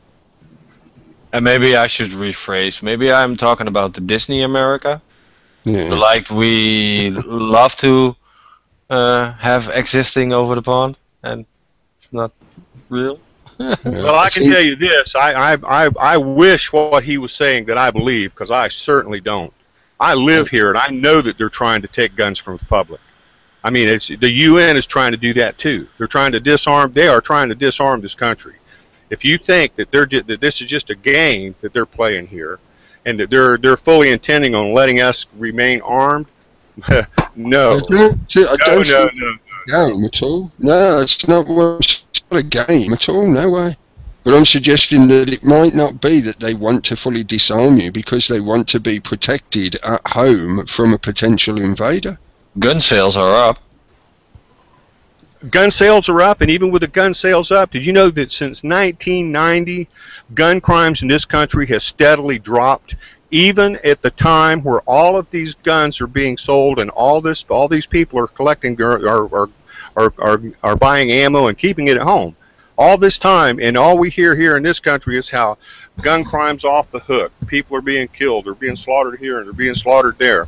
And there's people that are killed. There's no question about it. But for the amount of people that are armed in this country, just like what I've said it a lot of times on a lot of different shows. Once a year, we have the biggest army on the planet, and it's all the hunters that live in this country, and they hunt year round some places. But other places, there's people like me. I don't have I have to go when hunting season's up there, and I can go to places where that I can hunt. And there's millions and millions of people that go into the woods armed to the teeth with high-powered rifles and shotguns and everything else that you can think of, and almost no problem. So if all these law-abiding citizens that have guns, if that was a real problem, then there would be a carnage and slaughter once a year. And that's not what it is. The reason they're wanting to take the... I got a question What? for you. Who's the best gun salesman in America? Oh, Barack Obama. It's Obama. It's fucking No question Obama. about it. And you look at all the look at the amount of ammunition that the government has bought just in the last 6 or 7 years. Yes. I mean, we're talking billions, and they're still buying and they're still arming. I'm just waiting on them. I'm waiting to walk into a library here in the United States and see a librarian standing there in full SWAT paraphernalia, you know, just rigged out. I mean, it's just they're TSA are going to arm them. I think some of them are armed already. I'm sure they got an armed complement in every airport in the nation. And they just bought up 1.8 million more rounds of the SIG 357, and nobody has a SIG 357 except them, the CIA, the FBI, and the TSA. So if they're buying up all that ammunition, that means that the TSA that means that they've armed them already, or they wouldn't be buying ammunition for them. I mean, it's just what we see going on here and what they say is going on here is two different things. It's a ritual. It's a ritual. They're doing their thing, you know. And it's business. Yes, it's business. Yeah, don't take it personal. It's just business. Yeah, well, no, but it's good. I think, Peter, mate, it's good business as well because people are buying the weapons and buying the ammunition, so it's keeping the industrial military complex going. Extra income, yeah. Oh, the handguns that the civilian population buys, that isn't what's keeping the military industrial complex going. Come on, man. The missiles that they fire, the bombs that they drop, and the planes that they build. I don't mean that alone. It's just another income stream. It's another way. Yeah, of but it's money. such a minor one. It's such a minor one. It's just I don't buy it. No. Well, guns sell bullets, bullets sell guns. So they go hand in hand. So they go hand in hand. But as far as that being a chunk of the military-industrial complex, that's laughable. No, but they have to keep the machine going anyway. Oh, they're going to keep the machine going. They are overproduced about that. as hell in America. I wasn't trying to imply they're giving that stuff away. Yeah, to the police. I wasn't trying to imply that it's a big chunk of the income keeping it going. It's just another marketplace. They'll sell to everyone, and you're there. They'll sell to you as well. Yes. Yeah. And people like Alex Jones perpetuate that shit with this kind of fear porn. So. Well, when I tell you, it ain't fear porn when they come and bust your door in the middle of the night. That ain't fear porn. That's real. No, when they pull you over on the side, when they pull you over on the side of the road and go through your car for kicks and giggles, that's not fear porn. That's real. Mm-hmm. And they do it all over the country. They're killing people all over this country right now. The police force are. Have you ever been in a gang? I'm asking a rhetorical question just so I can explain. Have I ever been where? To be fair, I'll just explain what I was going to say anyway. If you've ever been around a gang, a bunch of gang members, right? The way to keep power is to instill fear in the majority of the members, to make sure that they don't gang up on you and dethrone you. The way you do that is if somebody makes the slightest infraction against your rule, you beat them into the ground in full view of the other gang members. So you make sure that they know who's in charge. This is why they're saturating you with fear porn, because they don't have the actual manpower to grab hold of all of you. So that every time they do grab hold of someone, they're making sure you see it. Yeah, every bit of police brutality is getting saturated onto the mainstream media. You see it again and again and again and again. This is enforcing in you that you are subject to this as well. We'll come for you next if you don't behave. This is what they're telling you. Yeah, law enforcement is the biggest street gang, organized street gang in America. Or the police. I'm not suggesting that there hasn't been a rise in the brutality. There certainly has, yes. But the reason that literally bombarding you with all this visual imagery, etc., is to ram that home, to make everybody afraid, and oh, don't look at a policeman wrong, don't speak out, don't say anything, don't go and protest, don't try and grow your own food, because they'll come and they'll no-knock raid you and shoot your dog and beat you up. They want you to feel. You got the feds right now that telling all the sheriffs all over the country, supposedly, that if they're out doing their thing and somebody takes their cell phone and photographs them, that's perfectly all right. And you also have cops all over this country that are taking those cell phones from the people and beating the living shit out of them, taking all the stuff off their cell phones, and they're doing nothing to them about it. They're saying the feds are saying one thing and the cops are doing something else, and then the citizens are just caught here in the middle. You know, like, what do you do? What do you do? Right, but they are setting examples. So, of course they are. So that's what I said. So what is social engineering? What is social engineering if it isn't training the people to do what you want them to do? Yeah, well, that's exactly what it is. Yeah, but just listen to us. Look, we here in Europe, we are already past that point. We don't have our guns anymore. That's right. That's the reason I'm so vocal here. But we're still here. Are you? It isn't the end of the world. No. But are you? I'm a lot happier than you are because I can still defend myself. So yeah, compared to you, I can defend I'm real myself. happy. There are many ways to defend yourself. I don't need a gun to defend myself. Okay, well, you believe that if you care to. I think it's a lot better if you have a gun in your hand. Yeah, if you don't see it that way, then you must be one bad dude. It's easier. It's just practical, more practical, probably. Yeah. It just makes it better. Just more efficient. No, when the other people have guns and you don't have guns, it isn't practical. It's to not have a gun. You're basically screwed. You know, it isn't going to happen to me because I can assure you I will be dead before that happens. So I don't even worry about that. But that's a gun problem. That's what? That's a gun problem.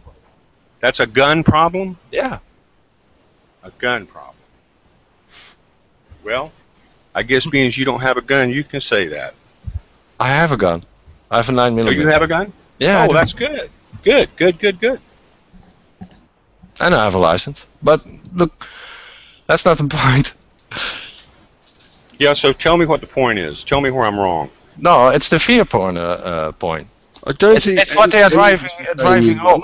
They are setting examples. Those shootings, those hoaxes they are pulling off all over America.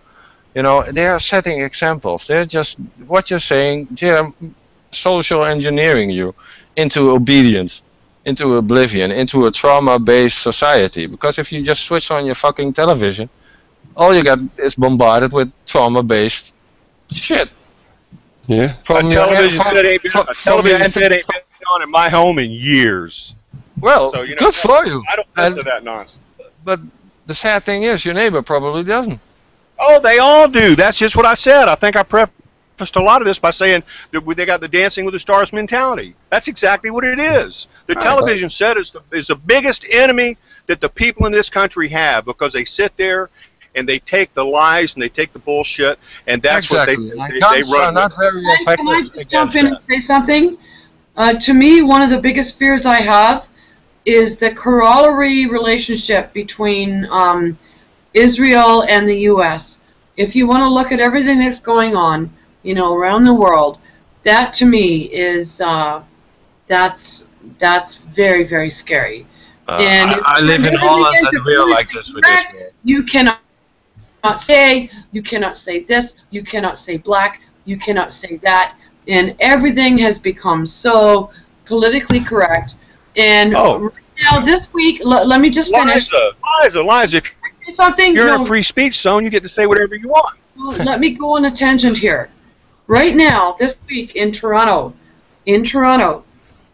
we and I felt really sad when I found out that the hometown that I was born in, you know, San Francisco used to be the gay capital of the world, but Toronto is now the gay capital of the world.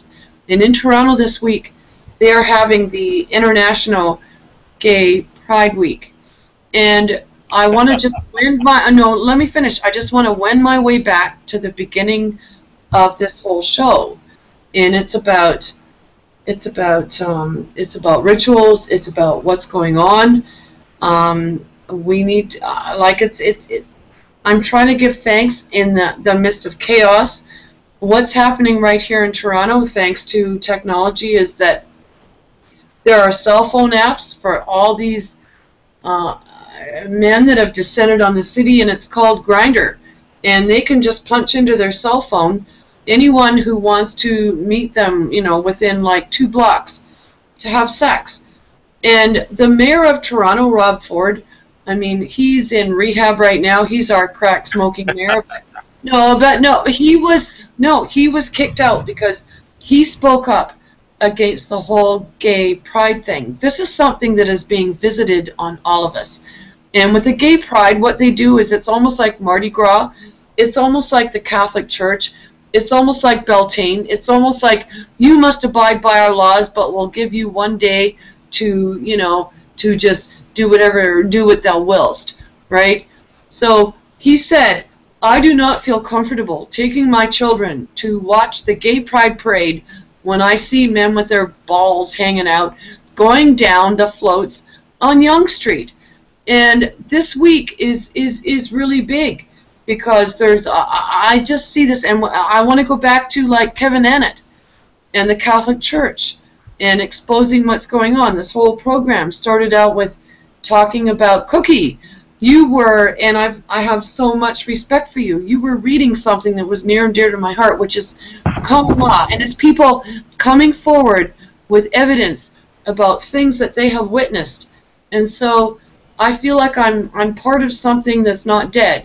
Like I'm right now, the fact that we can talk, we're just all trying to make sense of things. Again, it wasn't me reading it out. It was Dean. Oh, Deanie, thank you. Dean, that was good. When you were reading that, I'm sorry, I called Dean the cowboy, and Dean knows why. Oh, you're welcome. It was just something I've come across, yes. He could be on the back of a horse going 60 miles an hour, and he could still be making a cigarette. He has skills, that man. I've been doing it for a long time, rolling me on. So guys, like Howell is my friend. He and I have been talking for, the last few years about what's really going on. I care about what's happening in the U.S. only because my daughters, their father was a Vietnam, he fled from that war, and he came up here. He's from Atlanta, Georgia. And he's I don't like African American, but that's what he is. And I feel like my daughters both have dual passports, which is rare.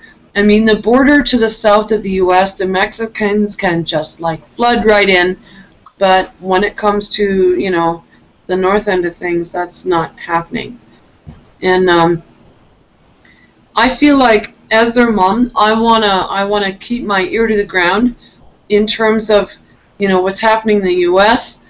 Otherwise, I would just turn a blind ear to it, because to me they're in some kind of really crazy, wacky vortex, and included in this vortex is sad. It's like Hollywood. It's like Tavistock. It's like, everything that I thought was real, that was generated through the U.S. And I call U.S. the new Israel. It's failing, and I just love the fact that we can talk like this. Well, yeah, but I don't think America is alone in that. Holland, where I live, is also very much hand in hand with Israel, and I believe the UK is. I think all of them are. So, it's certain things are illegal even to speak about. So. Isn't that sad? People can fuck children and get away with it, but we can't speak about other things. I cannot be a Holocaust denier. No. No. That's illegal. I know.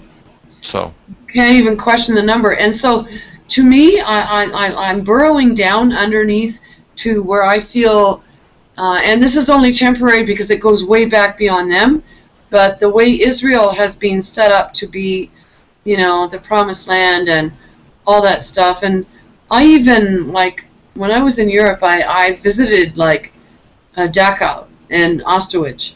And as a, Christian Zionist minister's daughter, I looked at those walls and I saw all the, I saw the walls where people were supposedly clawing to get out. And I think that when I hear anybody say that it's the Jews' fault, I realize that's a red flag. No, it's not. No, it's not. This is a very, very recent current history that's playing out. If you want to look at, the whole history of time that we've been on the face of this earth, make it like a 24-hour clock, what we're talking about and what we have knowledge about is like the last 1 second.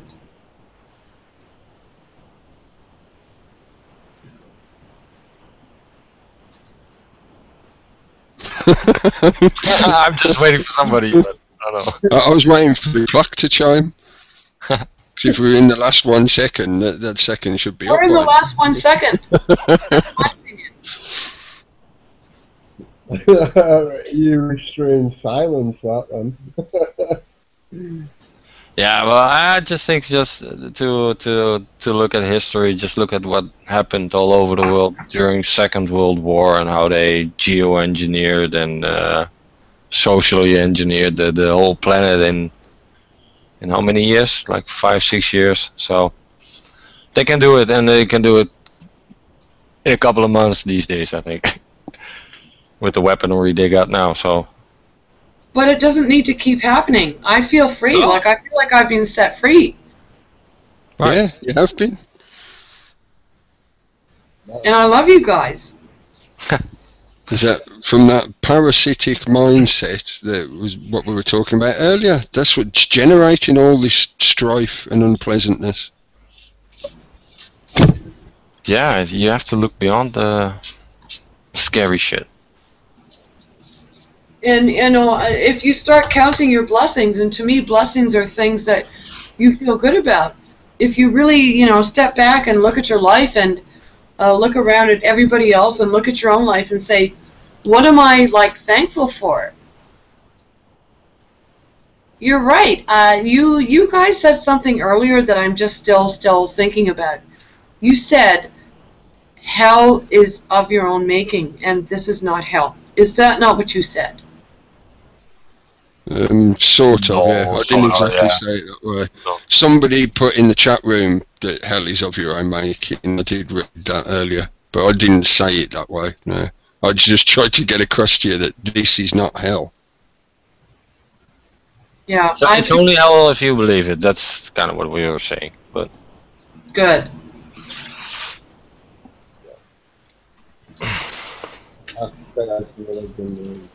Have you guys ever seen the movie with Dustin Hoffman called Papillon? yeah, Yes. What did you think? It's a rather strange tangent to bring in, but yeah, okay. I have to rewind the tape now. No, I really The old identify. VHS cassette went up. I really identify with him in that movie, and it's you see it for what it is, and you just say fuck it, and you break free. I And thought it was. us talking like this right now is us breaking free. Yeah, it is a good analogy of the prison planet system. It's Yeah, but part of the- Monarch programming, I think. Yeah, One of the the- earliest Exactly. prisoners in programming here. films. Yeah, that's why you got away with that feeling, probably. Not watching telly is a big lift off the mind. I've not watched it for now. Can't hear you again, Dean. Nope. It's like you're talking from You gotta behind get a you. headset. I'll send you a headset from Canada. I've got one. Use it. It's just that my setup, it's on a 42-inch screen. So it's like on the other side of the room, obviously, on the screen. Well, Dean, put your goddamn headset on. I explain that the cable's not long enough. I want to hear your voice in full resonance. Yeah, the cable's just not long enough. You can get extension cords for that. Yeah, you can get a headset. I tell you, I will send you one from Canada with a K. I've actually got an extension, but it's plugged in at the back of the computer on my surround system. All we're saying is that we value your voice, and when it's mumbly, we feel shortchanged. Well, I actually mumble in real life, so... No, you do not.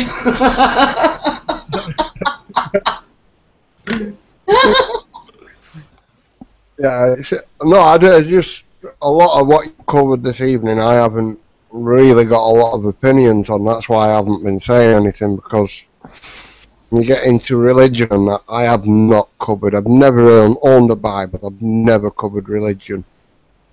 I mean, I only know his name is Jesus, that's it. As far as I know, he's another Good. guy. Saves a lot of space. It's strange, really, because as a child I went to Sunday school, which is weird. But I don't recollect reading a Bible. I've possibly read bits out of a Bible, obviously, at Sunday school, but I'd never say I've actually picked one up and read it. I've watched, like, documentaries about it. As a child, I thought it was a fairy tale, and as an adult, I still think it's a fairy tale. So, yeah, I think that's... How long have you guys been on air? How long? Yeah. A couple of hours so far. 2.5. No. I mean, since you started this show. 2.5 hours now. About. No, I mean, like 6 months, a month, 2 months. That time frame. This is the third Friday night. So you've been on 3 weeks. Yeah. Hey, you're wrong. This is the fourth Friday night. 1, 2, 3, 4. Cool. Okay. Celebrate. Yeah. Oh, How do you get new listeners? Just like people like me and Liza telling other people. Yeah, sharing. We're not here. We're not actually. It's. Yeah, we appreciate the readers, the watchers, but that isn't our goal. Okay. It's word of mouth. You're welcome to come and listen. You know what I mean? Yeah, it's word of mouth. And join in. Yeah, well, I guess what I'm getting at here is, do you want this to grow to have more and more people, or do you just want to keep it a small group, or what do you want to do with that? It's not That's what something I'm we set out to do. It should grow naturally, I think. If it's good, it's good. Then it spreads naturally. Do you know what? I so agree. It's not a commercial. I really do. We would do this for one person. If only one was listening, or even if nobody was listening, we would do it for ourselves, just to inform ourselves. So I don't think it's. Yeah, I've got a lot of people I do that with on Skype. Well, that we do too. We Skype a lot as well. So yeah. Yeah, it's like, we wouldn't turn anybody away. You know what I mean? Everybody's welcome, but we aren't. It's not our main aim to get an audience, a great audience. As I say, this is just like a general chit chat and informing each other on other people's situations, each other's situations, and things like that. Yeah, and Skype is a very closed system, I think, and this is just a way of opening up. Yeah. To everybody, everybody's welcome to join in, just like you were. Yeah, but I mean, they don't know that you exist unless somebody tells them. Sure. Yeah, exactly. I mean, it's word of mouth, obviously. I mean, we do actually post it. We do grow, but naturally, I think. It's not something I'm not promoting. I'm sharing this. I understand. I share it among my circles and my friends on YouTube, and and from there on, it goes on and on and on. It's a snowball effect. Gotcha. But it's not. We're not promoting. Yeah. Well, if it's only one watching, I'd still do it. I enjoy myself here, so I'm having fun, and I learn a lot. It's like a way around mainstream, isn't it, as well, for us people? the mainstream alternative news and things like that. Yeah, it's where else do you get a chance to speak from somebody from the UK, from Canada, from the US, from Holland? You know, it's Nice little community we get. Can I there. say something, Noel? besides an airport. That's the only place where I can think of that could happen on an airport. Is this not really precious? Yeah. It doesn't matter the numbers. It matters our experience as we're talking to each other. It doesn't matter the numbers. And when I think about numbers, you know, there's places that we go that the numbers are higher, and look at the topics of conversation and the bullshit that goes on with it. Right. It's just it's a complete waste of time. I know. Yeah, you want to go somewhere. You want to go somewhere where there's some substance. If there's no substance, there's no reason to go there. And where people can take turns and they can listen to each other. There's very little listening happening these days. There's an awful lot of receiving. People become dumb when they plug in their things that tells them what to think, but there's very little back and forth. Yeah. Good point. The media is just selling opinions, telling you what to think, telling you what to like, telling you what is beautiful, what is not beautiful. You know.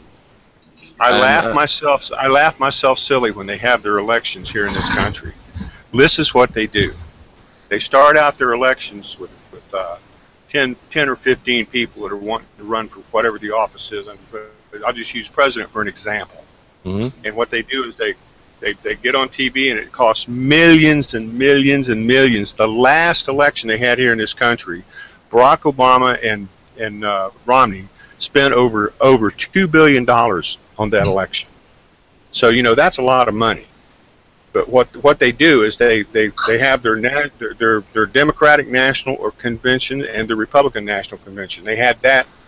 The Republican National Convention they had last year here in Tampa, and it was a complete total lockdown of the city. It was a mess, and it's so laughable because what they do is they don't let everyone come on a debate. They pick and choose who's going to get the debate, and then the TV comes on. And the TV starts telling people, well, this guy's up, this guy's down, this guy's up, this guy's down. And at the very end of all this money being spent, the television tells the people, well, look, this is what we've got. You can choose between this guy and this guy because all the rest of them are not electable. You'll just be wasting your vote if you throw your vote away on one of these. So you got to vote for either this guy or this guy. And inevitably, one of those two guys are going to win. And inevitably, one of those two guys are like voting for the same thing. Nothing changes in this country because the people don't pick who they're voting for. They are told who to vote for by the media, and they blindly follow them. And I fight this all the time, telling people, as long as you vote like that, you don't have a say in anything. You've got to be an independent thinker and vote for whoever you think is best for the job, not what these clowns are telling you. And I've watched it every 4 years. It's just the same thing over and over and over again. The same exact situation. It gets down between the last two guys, and it's him or him. You pick. And you ain't picking nothing. They've already been picked. And that is the best case scenario if the voting isn't rigged. And I happen to think that the voting's rigged to the bone. I don't think we have any say in what goes on as far as the election process goes. Now, maybe at the local level, you got a little bit. But when it gets to the higher office, shoot, you got to be kidding me. I have no faith in the election system in this country at all. None. Zero. Nada. And I'll tell you what, this is something that's fairly new to me because I have done my homework and voted all my life. And I see no reason to do it anymore because it's a complete waste of time. And I'm here to tell you, I know it's a waste of time because I've done it and experienced it. And it don't matter if it's Republicans, all Democrats, or Republicans and Democrats, any mixture of the combination you want. At the end of all of it, the outcome is always the same. So we're not accomplishing anything working within the electoral system here to make things better. The only thing I've seen in my whole adult life is this country going down, down, down, down, down, not getting any better. And the only thing I've seen the politicians do is lie their ass off, and they're getting so bold about it now. I mean, they don't even try to hide the fact that they're lying. And still, what happens to any of them? Virtually nothing.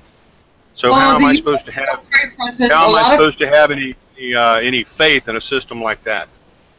A lot of people are suffering from the military, U.S. military presence around the world, and Oh, you no, bet. let me finish. Let me finish. You guys are taking the heat from the British, because it used to be the British that would send out their warships.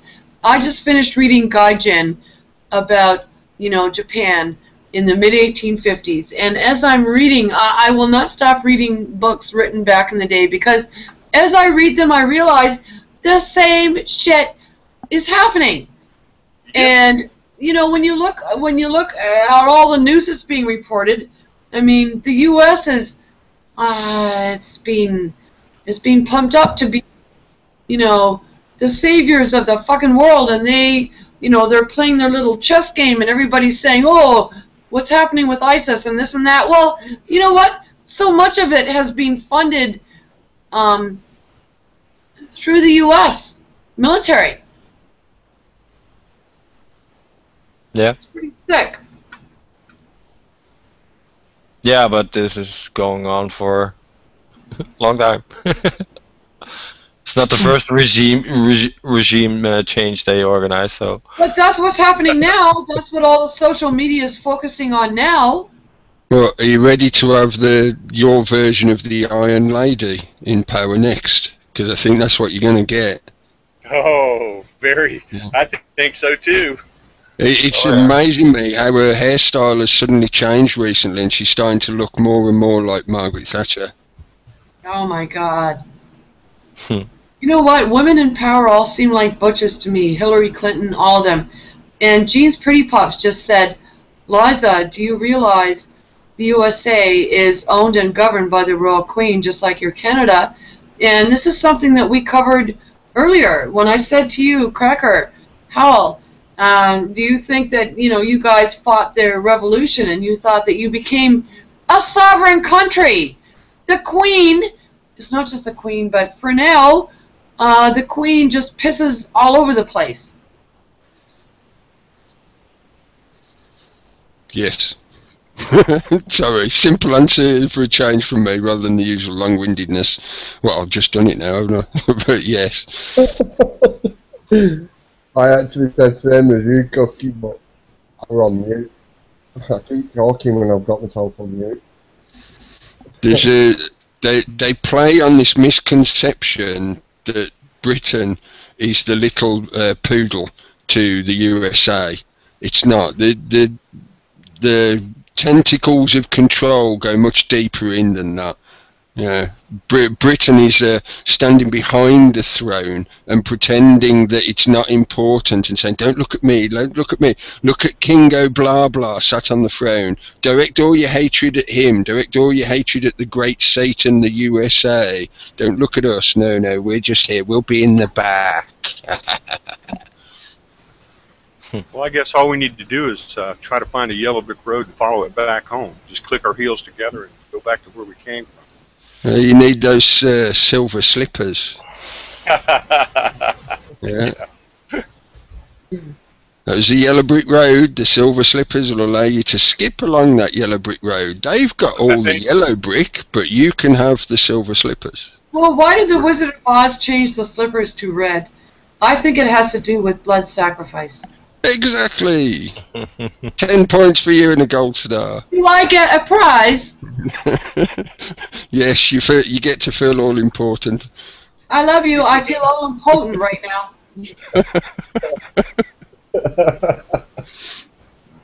But yeah, silliness aside, that storyline does definitely. I mean, it's in its original form, it's Silver Slippers, and it carries a very important message. Yeah.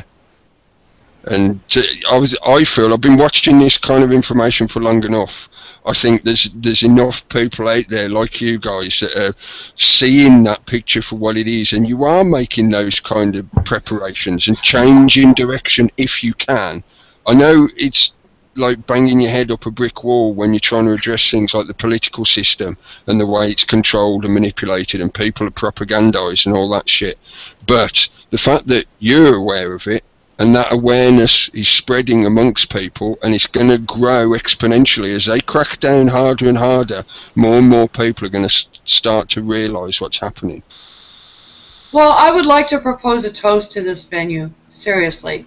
I'm so happy to be here on a Friday night. There's nothing I would rather do than do this. Cheers. I will drink my caffeine for you. You do that. I'll have a sip of tea. I'll have a sip of my brandy. Cheers. And if Kip were here, I think that, you know what, I think Kip's going to be, when he hears about how tonight's show went, I think he's going to be really happy. In my opinion, that man is brilliant. He's great in face to face as well. I spent a day with him. He's a really decent guy. But like Days as well. Days is the same. I met both of them two down at the Bilderberg last year. I'd been talking to him for a couple of months online before, and just somebody just posted that they were going down. Does anybody want to share fuel? That was living local to me. And just jumped in the car and went down and met him. And we've ended up here with a few hiccups along the line, which I won't go into. But yeah. So what we're trying to rise above and surf over is the City of London and Rome and the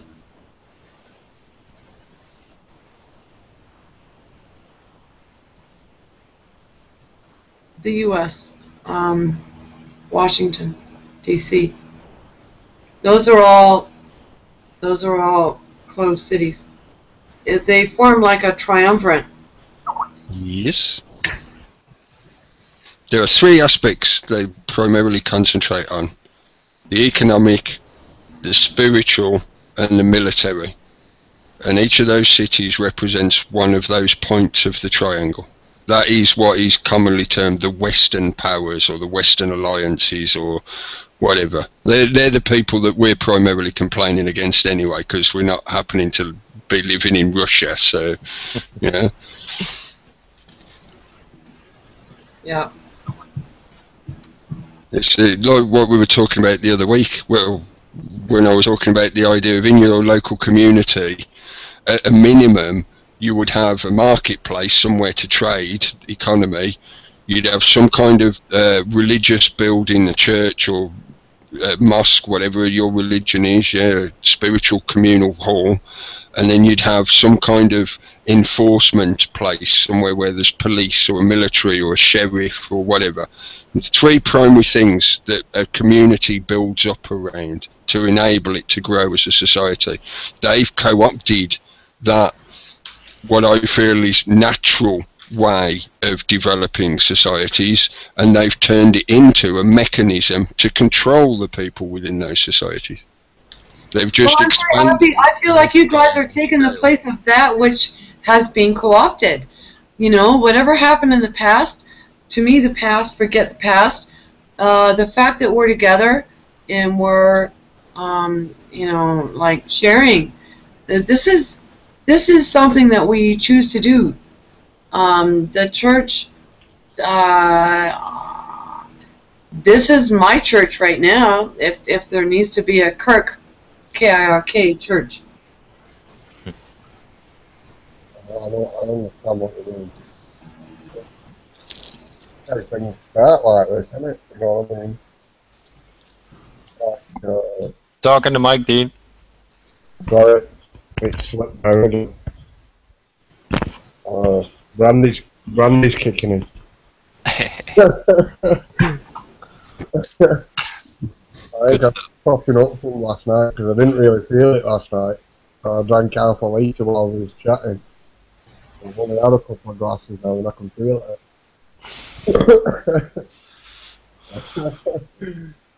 Not fun.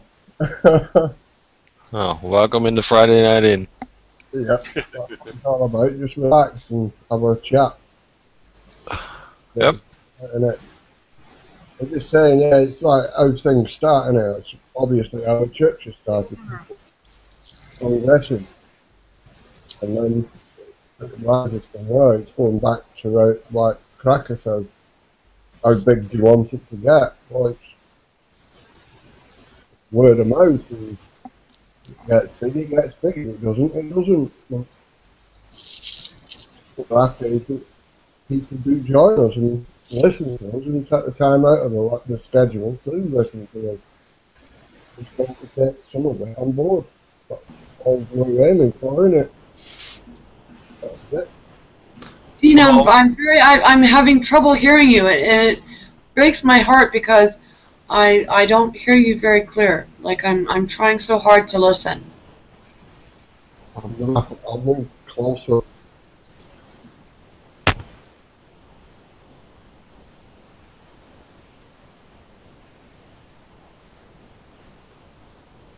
But colonialism and empires and all that is also something that's been going on like forever, and they are not in a hurry. So it's they don't have to be in a hurry because Oh, they've got a long-term game plan. Yeah, these plans are in the making like over centuries, and it's the same as the what's it called, the New American Century.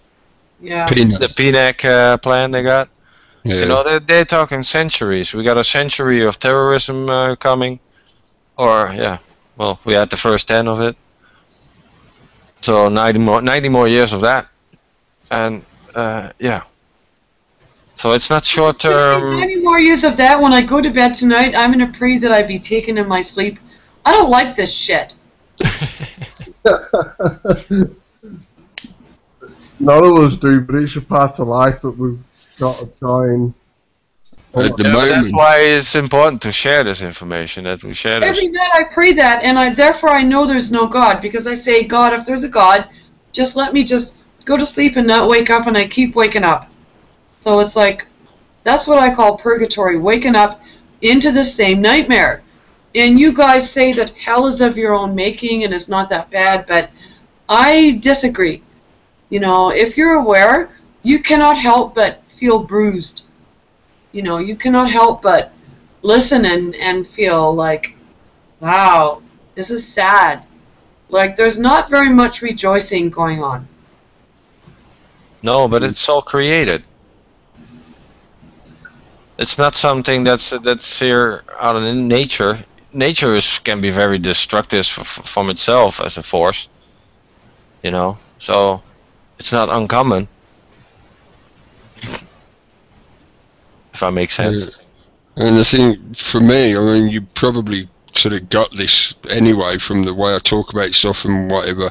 For me, a lot of this is about bringing that awareness of the joy back for people, because in doing so, you're reclaiming your power from those that are trying to steal it off you.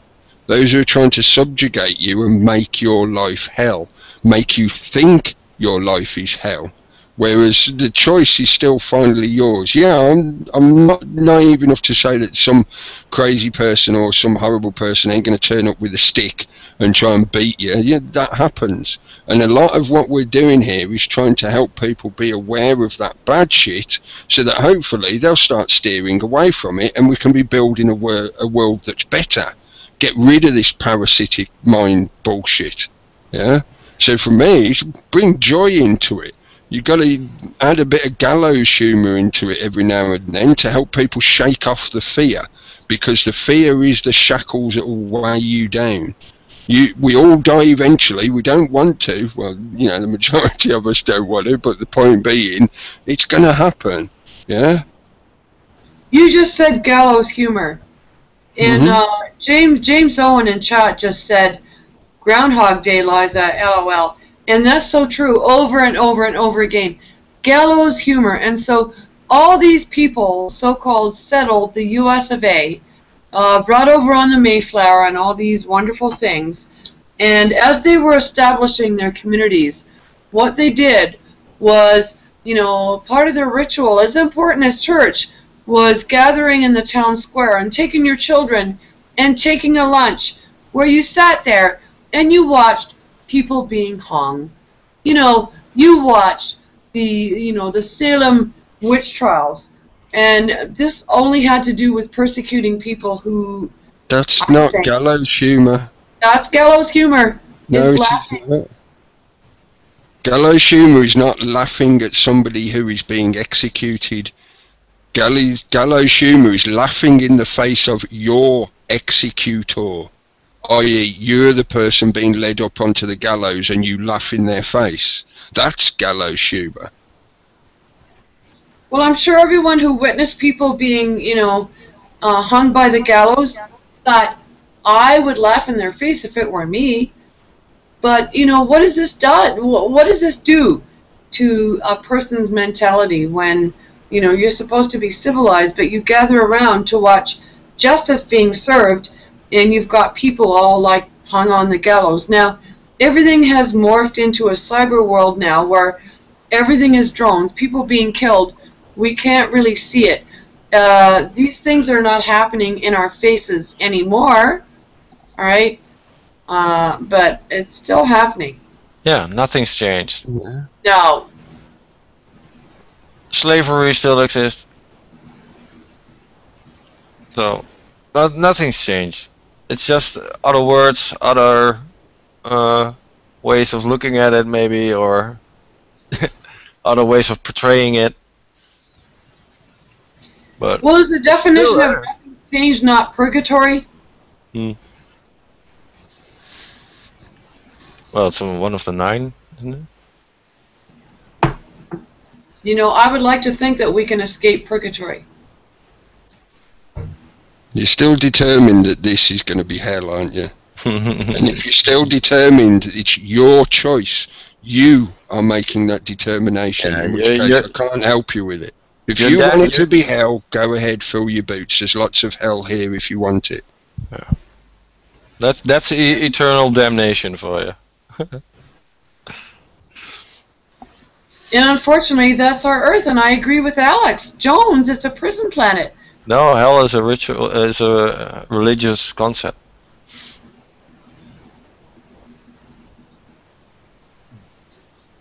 You are a flux capacitor between positive and negative. If you want it to be negative, it can be. If you want it to be positive, it can be. You can go to the extreme polarizations of either side as deeply as you wish to. If you want it to be absolutely horrid, terrible hell, that's there if you want it. Go and ask some of the kids who were born in Fallujah, with mutated bodies because of the depleted uranium. But there's also heaven. Yeah, it's there. That is why I'm trying to get across to you that, yeah, it's a prison planet if you want it to be, because by wanting it to be, you are empowering them who are intent to make it so. So if you say, no, I author myself, I choose not to do that, and I will do what I can to make sure that you don't get the power to enable that, then you're making the positive choice and you're steering it back away. What's it take to get to heaven? A golden ticket. It takes being a suicide the right kind of drugs. Virgins waiting for you to impregnate them. That's heaven. For some.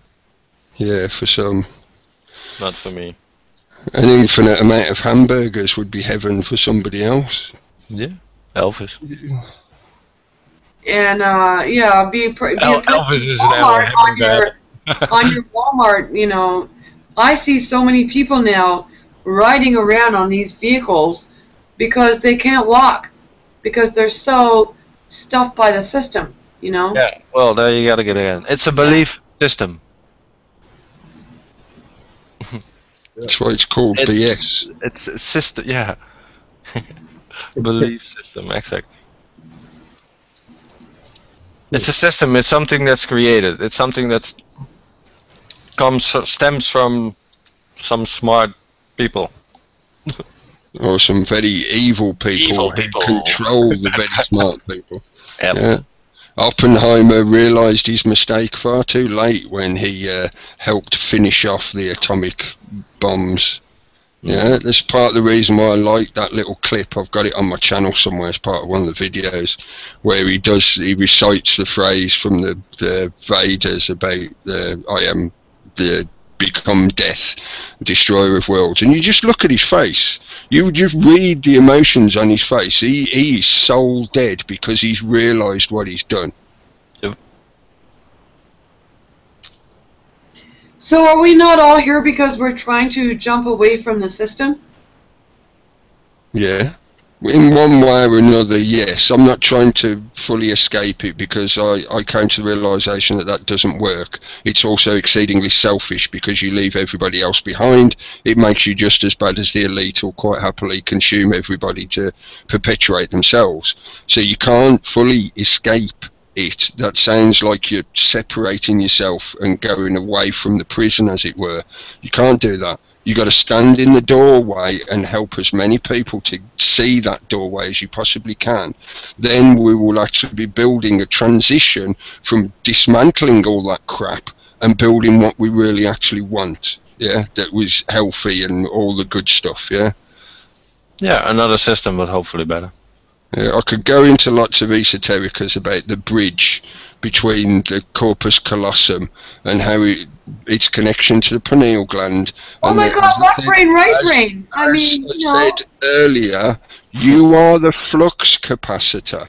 We are in a moment where you have the ability to not have the evil, nasty prison planet hell. That's a matter of you getting involved and turning intent into action and participating in the construction of the not prison planet hell.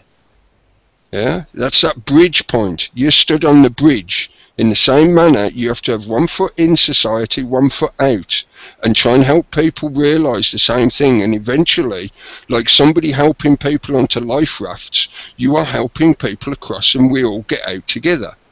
All of us. Not just a few, not just an elitist little group at the expense of everyone else. No.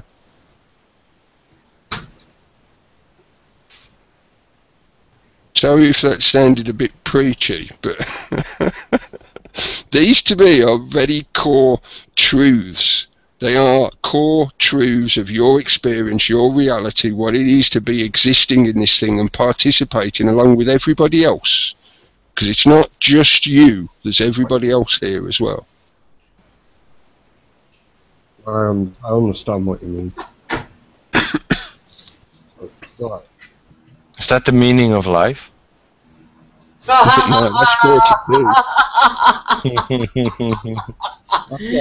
Oh my God, the meaning of life. Meaning of life to me is to live and live alongside others. I think that's the most brilliant distraction ever. Search for the meaning of life. But, okay. To be or not to be. Who was that? I can't remember his name. I can see it over at Skull.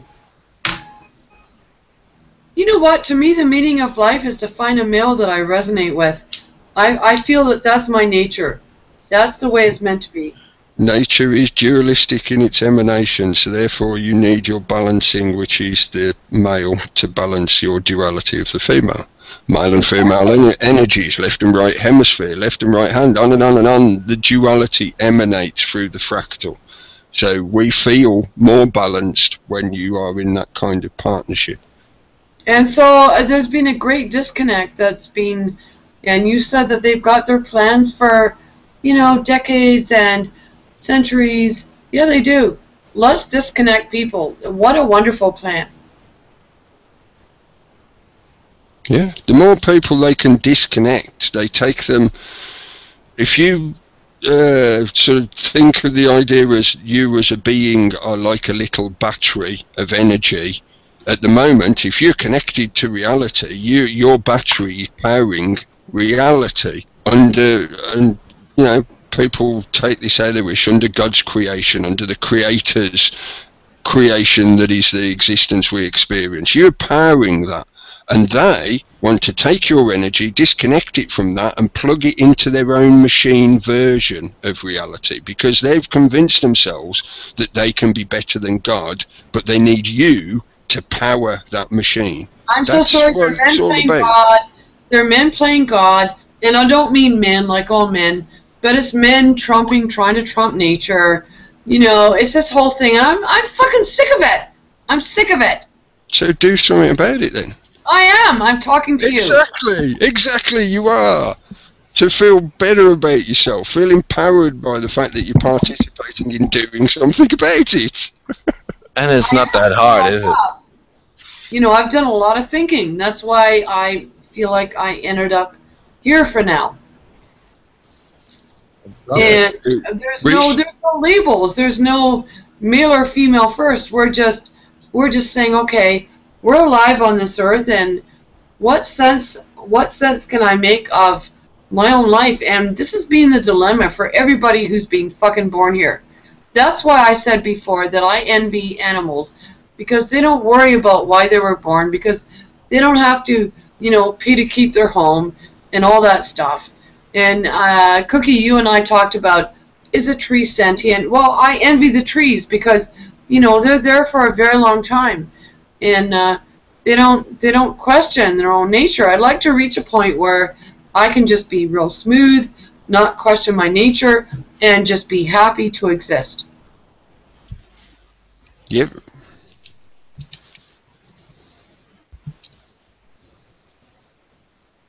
Everybody's typing. Sorry, I was also trying to say goodbye to John because he said he's got to run. So yeah, thanks John for joining in and giving us more info.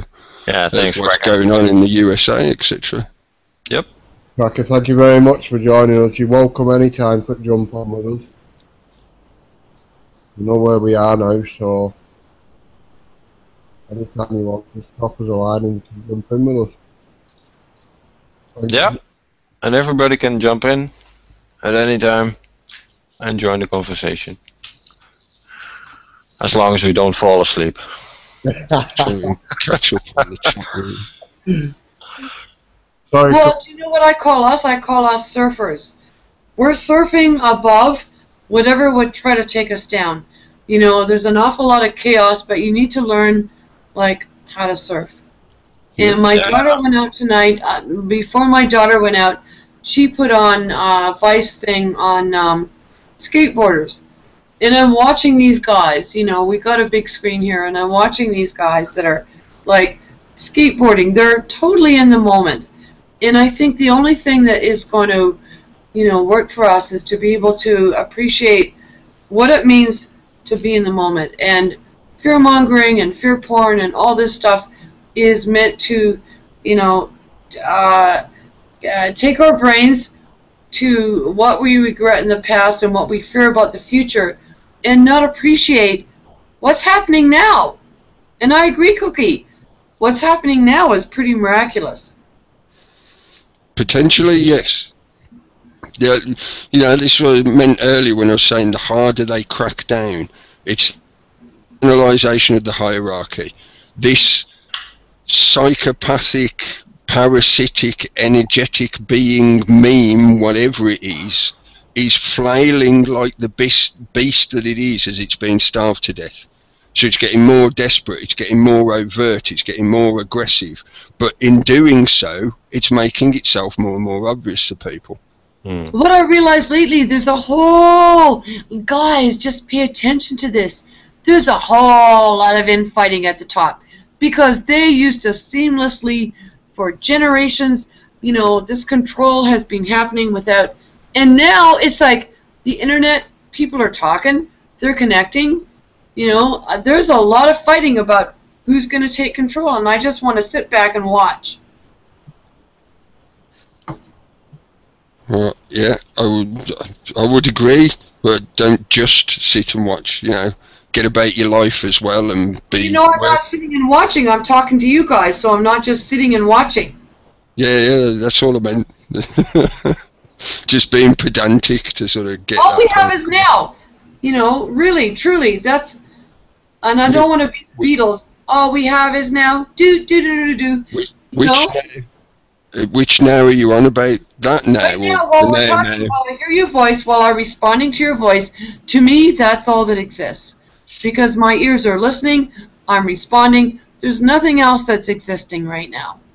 Yeah, but this is not in the now, and that's the funny thing about this Google Hangout thing that we're doing right now. It's live broadcasted, but also recorded, and it's going to be up there I don't care about that. I just care like about forever. listening to So thoughts it's not and just my thoughts in the now as I'm listening to you. I don't care if there's, and you're right, if there's one person listening or no people listening, it doesn't matter. We're talking. Mm-hmm. Yep. And there are people listening and watching, so it's even better. And well appreciated, watchers and listeners. That's it. It's just like we said, it's people getting together and talking how it really is. It does pull people's interest at some stage, and it will draw people in. The louder we shout, the more people's going to hear. Yeah. Yeah, well, there are a lot of people out there watching this stuff and watching all that conspiracy stuff and all the esoteric stuff and all the Dave Guy stuff and all. So there are a lot of them out there, a lot. And more people are going through that anger phase when the denial starts to breach, and the anger is giving them the energy to think about doing something about it. The doing something about it leads them to start doing their own research online, and in doing so they start meeting up with other people, like-minded people like we have, and they will gradually form a grassroots network where they will be interacting and saying, I don't fucking like this shit, let's do something about it. And hopefully they'll get to the realisation that throwing themselves at it with violence and force won't work. So they'll carry on building, and they'll work on developing new ways of building communities and making them work, and we'll start constructing society again. Yeah, this is like what I was saying earlier. To me, there is a lot that is very natural. I use the word loosely, but very natural about this process. For me, the most important part is helping people step over that initial barrier of denial and then help them deal with the fear and the anger that comes up because their old paradigm of understanding is lost, it's died. It's like a bereavement. And you've got to say to them, look, your world hasn't fallen apart, just that old illusionary world has cracked and broken. So now you can see what reality really is. See, you can make it better. Let's get on with it. Yeah, you can. So how do you? You do it by talking to each other, hearing each other's voices. You know, I watch this. I've been following, like, one of the things that I was really caught up with was people being catfished online. People are looking for partners. I think there's a lot of lonely people now as a result of what's happening. You know, people just, you know, we cleave to find a partner. And you go online and somebody, you know, misrepresents themselves and you fall for them and you talk to them for, you know, a couple of years, and then you find out that the woman that you thought you were talking to was like a 400-pound man. I think it's true. It's sad. Partners. I want a partner. You know, this is in the partners I've chosen.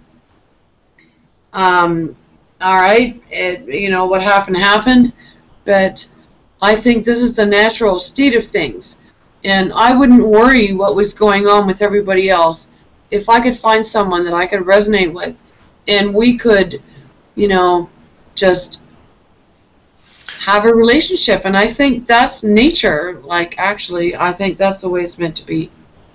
Yeah, you can resonate with a lot of people. Yeah. On all different kind of ways. Nature works as a balancing point. Again, that dualistic principle. It enables the balance, or it seeks the equilibrium. So most of the time, whatever body it is you're talking about, whether it be a planet or a being, a human being, whatever, will look towards another to balance itself with. That's natural. That's the number 8. And you know, when people talk about numerology and all this stuff, there's only one number that has ever meant anything to me, and it's the number 8. And you could say it's the infinity symbol. You know, things are meant to resonate back and forth. And when you talk about bad stuff happening and light and all that stuff, Yeah, there needs to be a balance. You know, there needs to be a resonance. There needs to be something that just goes back and forth. And when I see indiscriminate war and I see stealth bombers and I see all this stuff, I think, shit, you know, this, I don't know, it's just like... I was going to say it is the infinity number, but that's just because it precedes 9. I mean, this is sort of a little bit Kabbalah, but it crops up in other places as well. But 8 is the infinity number because it represents the level of seeing the duality of the way the natural reality works, i.e., like I just said, that balancing point between the two goes on and on forever. The universe is infinite, goes on and on forever. Life keeps producing itself. The Ouroboros going round and round and round, the cycle, yeah? The next level up is 9, which is the pseudo-godhood. Where I hate the number 9. I hate the number 9 because 9 goes in a circle like a wound, and it ends up at a dead end. 9 yes, ends up at a dead end. Exactly. That's why I said pseudo godhood. That's fucking sick. I hate 9. Okay, let me finish what I was going to say. You get that level 9, which is pseudo godhood. Because, as you say, it doesn't go to a right ending. It snaps off before it comes back to the infinity, and it doesn't really form a full wholeness. And then you go back down to the realization of back to 0, back to the 0, back to the wholeness. Like all the gay guys that... So only a dead end to those that are assembling in Toronto now. 9 is like a dead end. Just fuck somebody up the ass. 9, you know, 9 makes me sick. Okay. And 9 is not an evolutionary thing as far as I'm concerned. It's just a linear progression. Don't trip over the old Darwinian evolution fucking stigma. It's just a linear progression. If you have one... What's after 9 then? Progression, what's after 9? 9's a dead end. What's after 9? What's 0. after 9 that makes sense? 0. Oh. 0? Yes. So we're all individuals. Mm-hmm. We don't need to connect with one another anymore. Why not? I'm listening. No, what do you mean? What? I'm listening. 0. I'm meant to be a 0, so I need to just drop any ideas that... No, that isn't what it means. Hmm. Now you can confusing it with the kind of anthropomorphized metaphor of meaning emptiness, like a kind of Zen Buddhist ultimate observer and emptiness. That's not what it means. It just means wholeness, everything, unity, singularity. So 0 means God, no more sex. Prime source. 0 means no more sex. I'm asking you. Don't laugh. This is serious. 0 means you're complete unto yourself. No, because you're anthropomorphizing it again. You're saying you, as an individual, are all of a sudden the entirety of 0. No. 0 as in nothing. No. If you reach that level, then you are me, I am you, you are everybody else, you are the entire universe, you are God. So where are you getting this? Oh, it's just me, only me, and I'm 0, I'm nothing. That means no more sex. You're leaping there extremely. Well, innate means sex, a 0 means no sex. Right, okay.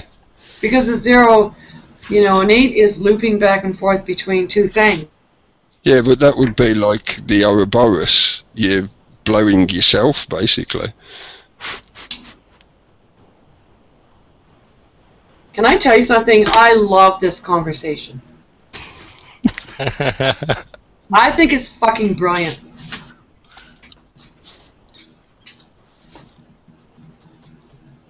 Takes some strange turns, but we're in it. Everything out is open. Well, a lot of people are afraid to see the realizations of how nature, reality, does have a sexual element to it. It just does. You know, it's us that then apply all these moralized overtones to say this is good, that is bad, that, you know, all this stuff. Nature just gets on with it. But nature doesn't exist in a vacuum. Nature does not exist in zeros. Yeah, it does. It does not It's reproduce in zeros. It's It reproduces in eighths.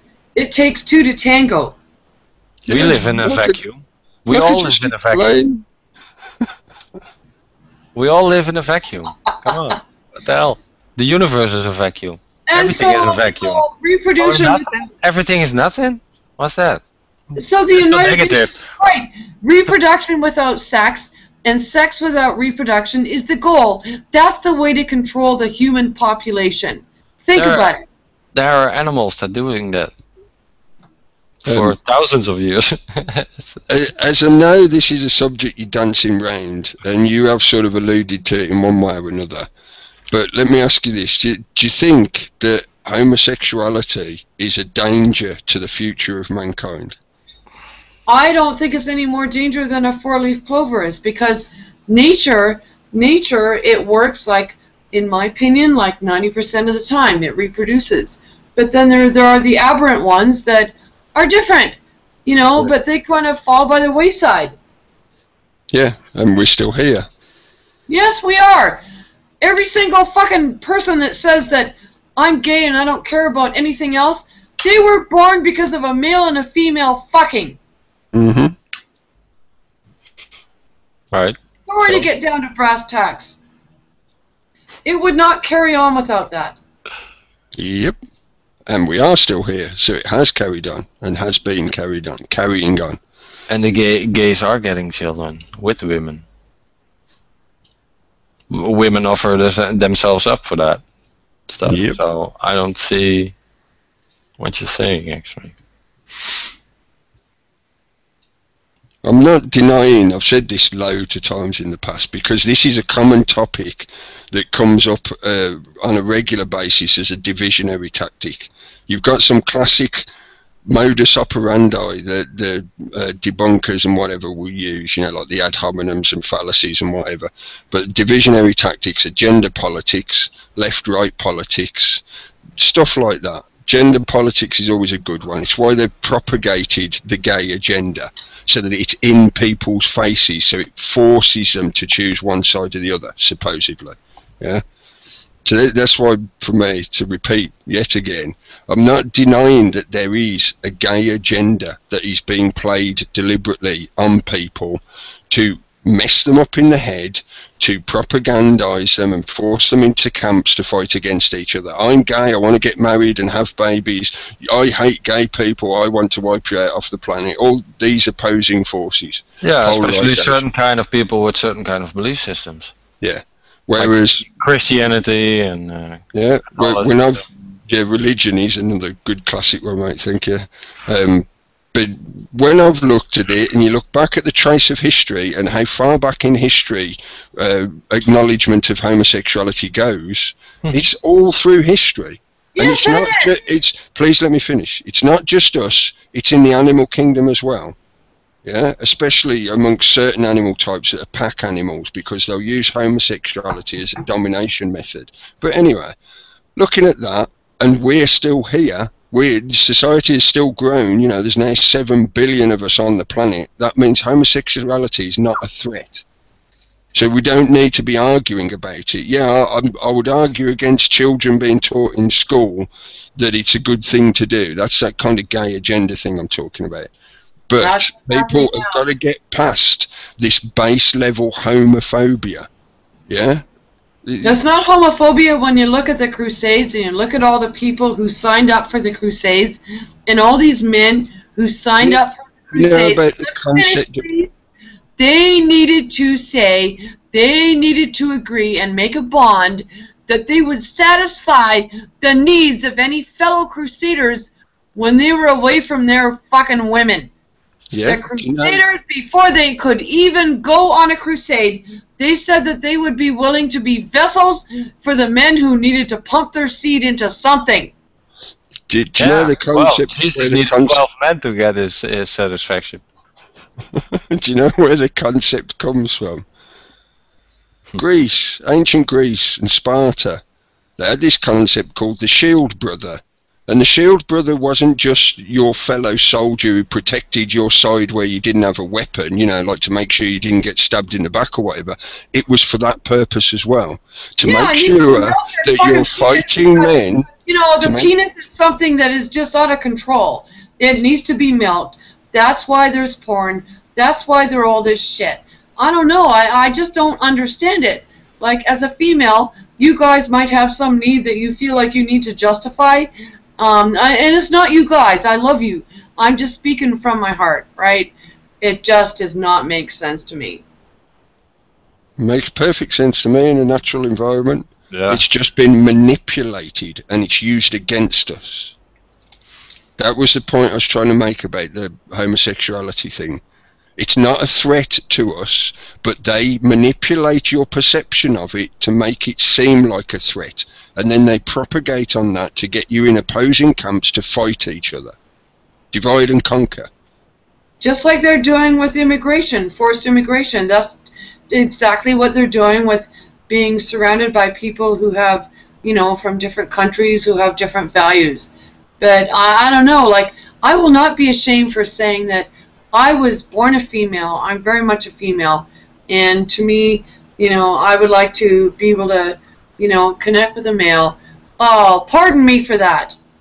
I must be wrong. I'm not saying you're wrong at all.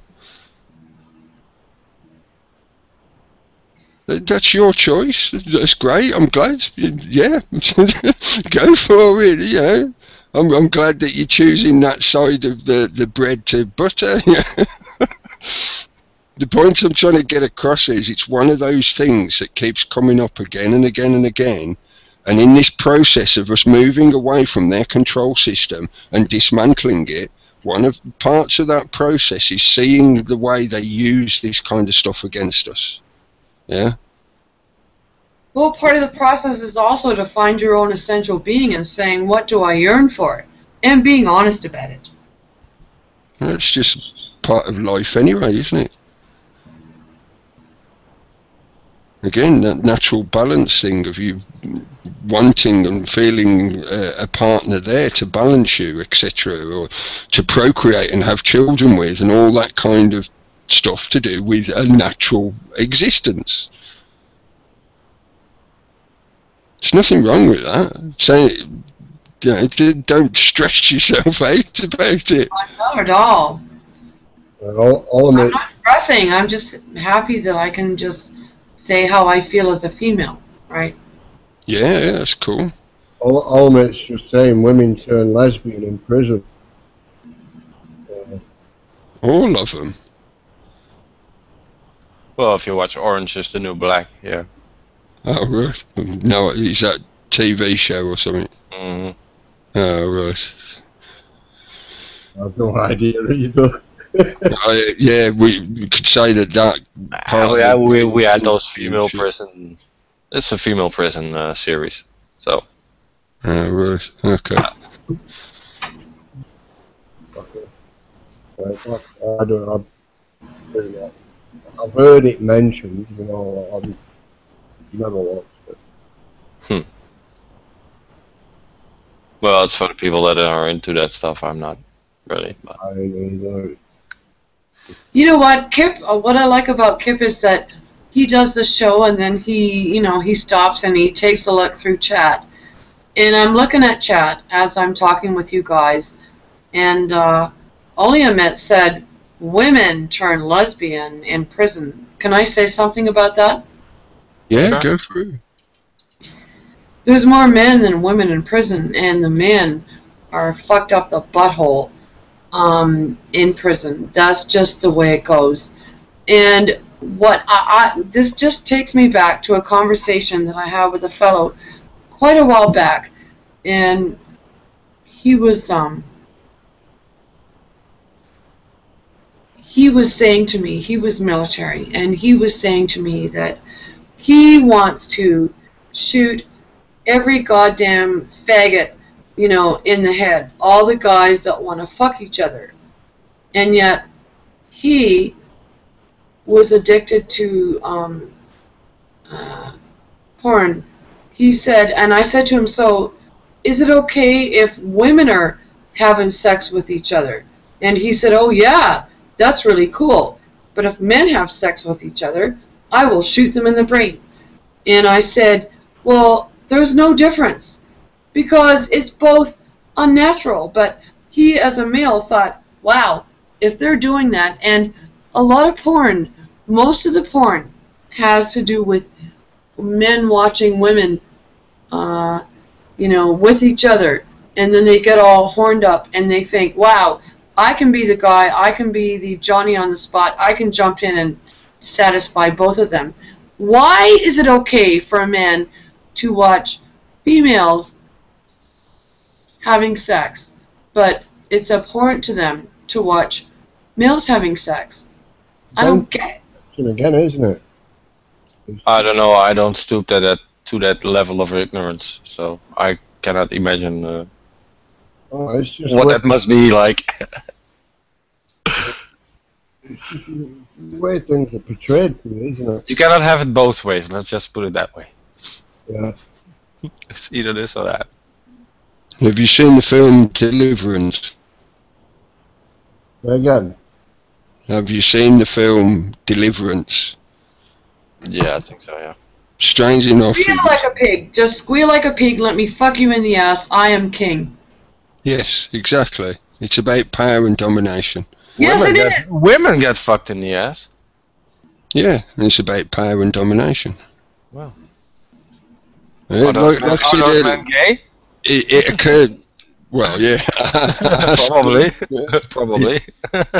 You could say they are role playing a homophobic or a homosexual desire. You could say that, or they're just plugging another hole. As I mentioned earlier, you find homosexuality even in the animal kingdom. If you own dogs and you have a few of them and they're all male, pretty soon they'll form a pecking order where the alpha male amongst them will at some point or another mount the other dogs, and whether he actually fully penetrates them, they don't always, but sometimes they do. Yeah. And they'll quite happily go about their day, and they reinforce this pecking order, this hierarchy, through that method, because it's how they dominate each other. Yeah, so the reason it's that way, men look at lesbian porn because they don't feel threatened by it. They love it. They want to jump in and fuck both those women and satisfy both those women. They think those women are so hot for them. You know, the penis is the be-all and the end-all. And I'm you know, as a woman, I don't get it. I don't have some organ that needs to, you know, be relieved on a regular basis. Yeah, well, I don't look at it like that, so I don't. I don't either. So I don't subscribe to that. So I don't know. You have to ask somebody who thinks like that to explain himself on why he's thinking like that, because I don't know why he comes to that conclusion that it is the way it is, that he thinks it is. Men should be milked on a daily basis. It would be a much more peaceful world. Yeah. This is I why think that's what a lot of war is about. I do. This is why in the film They have this urge that they can't control, and they just, you know. And I'm not. Listen, I love you guys. I'm just telling you, as a female, how I feel. And there, Hillary Clinton, you know, Margaret Thatcher, you know, all these goddamn females who have a voice, I don't like them. This is why in the film THX 1138, if you actually watch the full director's cut version where it hasn't been cut out, there is a scene where he goes home from work and he's sat in a chair being milked by a masturbation machine. Because in their future society, they want men to be placid, docile, so they milk them every day. Also, the semen is used for their genetic engineering of generations. But anyway, that's the point. Biologically, scientists would argue that the reason men have that drive to do such a thing, why the majority of men, even if they won't admit it, masturbate on a fairly regular basis, is because the way our sexual biology works, it needs to be refreshed on a constant basis. Because unlike a female who has a finite and set number of eggs already in her fallopian tubes as soon as she's born, men don't. We produce a sperm on a constant basis. And if you don't masturbate, the sperm dies off in your testicles, and your testicles become less able to produce healthy sperm. No, what you That's the only reason that we have survived. Thank God for that. We have survived. So you'll get more lucid dreams. They're trying to move us into a transhumanist agenda, where sex is not something that, I see this happening. I truly do. Yep. Where they have total control of it. Yeah, but that's okay. That's what the church is doing, for instance. And that's where you go with the gay agenda again. That's what Hollywood is doing. That's what, this whole agenda is doing. Hollywood is controlled by it. And I tell you, the UN, when I told you about the year 2000, they were celebrating. This is an agenda that was set in the 1960s. And they said, our goal to control the human population on the face of the earth is sex without reproduction and reproduction without sex. Because look at the GMO. They want to control all the natural reproductions that would have happened in the past. I would suggest that it was an agenda and a plan that was put together in the 19th century, at the end of the 19th century, not the 60s. This goes back to the height of the Fabian Society and groups like that. They were just celebrating the culmination of something that they, the Masons, they get indoctrinated and they realize, aha, this is something that, but you know what, they're wrong. The reason that I know that they're wrong is because we're talking right now. We're breaking down the fucking barriers. Yep, exactly. You've had for donkey's years, and it'll carry on going for donkey's years. But you always get your people. It's just a shame. Mike. Can't hear you, mate. Can't hear me. No, I had a cigarette in your face. I weren't opening the mouth. I keep forgetting that I'm like over a mic, and I keep thinking you're like in the room with me. Mm-hmm. And I just totally forget and just carry on. That's why it's just normal everyday thing. You don't need to explain yourself. We know it's not a problem. Just go on. I forgot now. Yeah, that's what you get. Nah. You'll get back to it, but just grab the mic and talk into it. I've got it right outside of me now. It's here. Yeah, it's a lot better then. It's a lot better. I've had to move my settee closer to the TV, so I can get my cable closer to me, because it's all set up underneath the TV. All my computers. Yeah, because if it's too far away from you, it's trying to noise cancellate your voice. So that's why it drops every time. It goes up and down and up and down. So it's very hard to listen to. You're being slowly transhumanized. Yeah. Before you know it, you'll be wearing a helmet on your head. Actually, just reminded me that I have actually got noise cancellation on, so I'll turn that off and see if that's any better. That could help.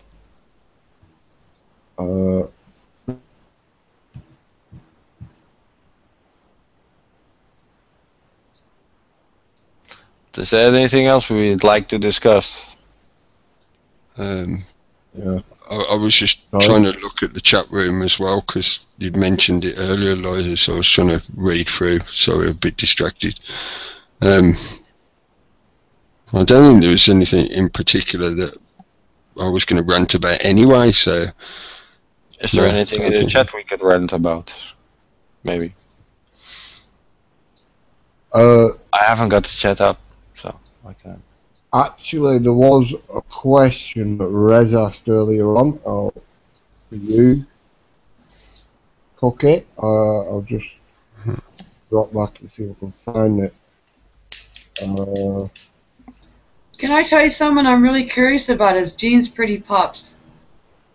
You know, I would love to hear, like, that person's voice on here because Jean's Pretty Pups says some pretty incredible stuff in chat.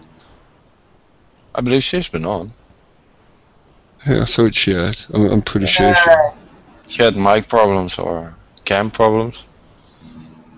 So. Do you know who else has been on? Taz.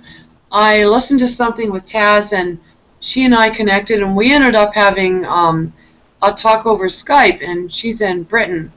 And it's really nice just to reach out to people and be able to know that we are kin.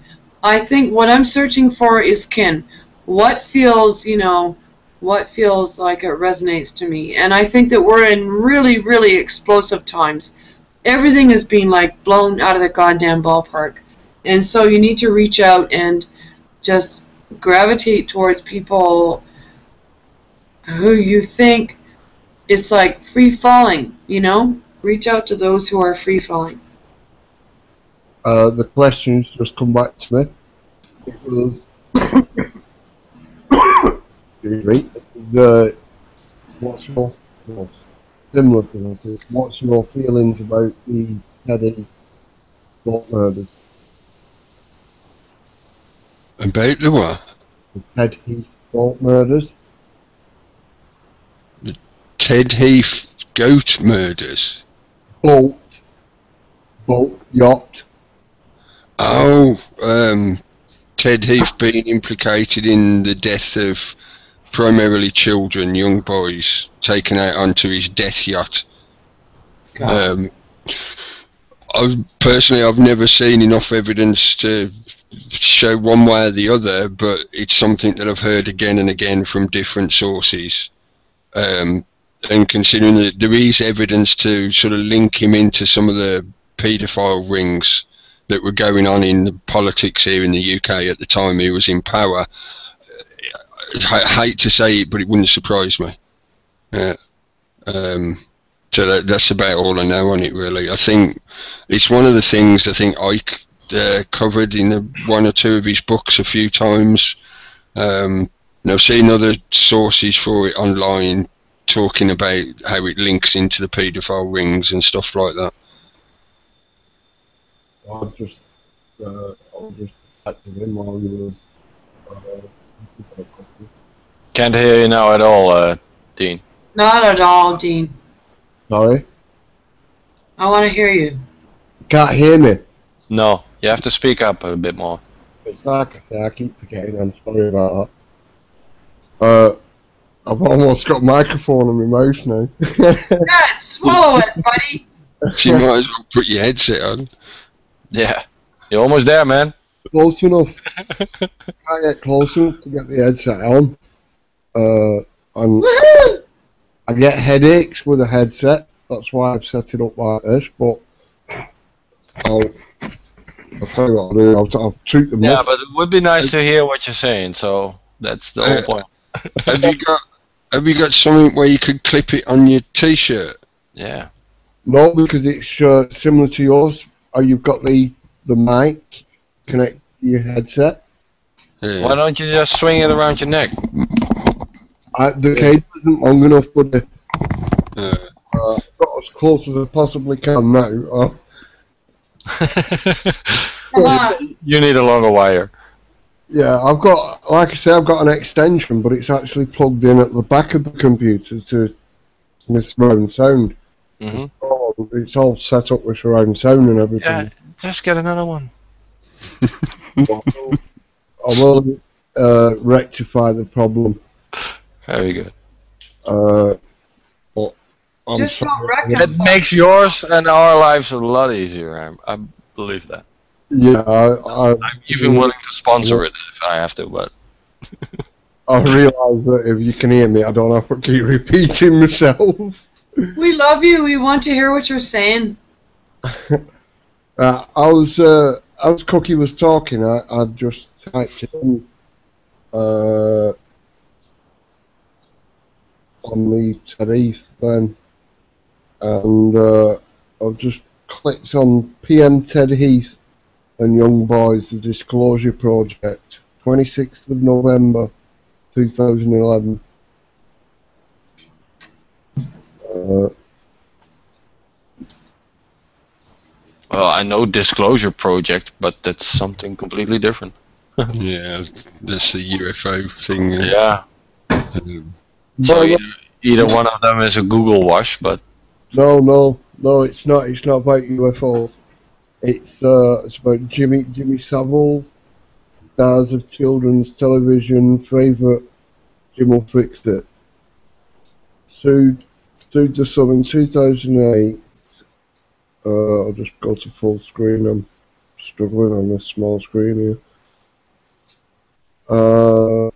Where did I get to then? Sorry about that. Sued the Sun in 2008 over a series of articles linking to a Hort de la Genre, the Jersey Children's Home, where human remains were found and children were allegedly tortured and sexually abused. yeah, well, back to square one, isn't it? Do you know, you took the thoughts right out of my head then. Mm-hmm. You really did. I was just going to stop at the end of that paragraph and say, which brings us back to what we started with. Yeah. Full circle. Well, there's the circle again. Mm-hmm. It's a circle of life. Everybody rejoice. Hallelujah. We seem to end up back to that. There must be something telling us that this is an urgent topic that needs bringing to light. Probably, yeah, but that's I don't know that Sheldrake talks about this stuff. I think if you go into the Sheldrake stuff, you can Morphic this out. resonance. Yeah. When you put this out, this stuff, then it resonates on all kinds of levels, and also in these kinds of levels. Us talking about these topics. So yeah, and they are well aware of this, I think. So Yeah, it's a Tavistock technique. mhm. I've got right, I keep saying it, how comfortable I look in my crib, man. At the moment, Raz, believe I am not comfortable, my neck is crooked and it's hurting. I'm just trying to make it so I'm more audible for everybody. I think I'm going to be winding it up and going in a minute because it's 1:40 a.m. here at the moment. Yeah, you don't want to know what time it is over here. Yeah. Isn't it? I was actually going to say if anybody's got any subjects you'd like to bring up before we wrap it up, because No, I think we brought it perfectly full circle. So I think it's a very good moment to end it. just like thank everybody that's joined us in chat room, and I took quite a lot of your comments and wrote them down and what you recommend to watch and things like that. Much appreciated with your comments, and you're always welcome to join us. I'd like to thank Cookie, Liza Jean for joining us, and Peter for joining us.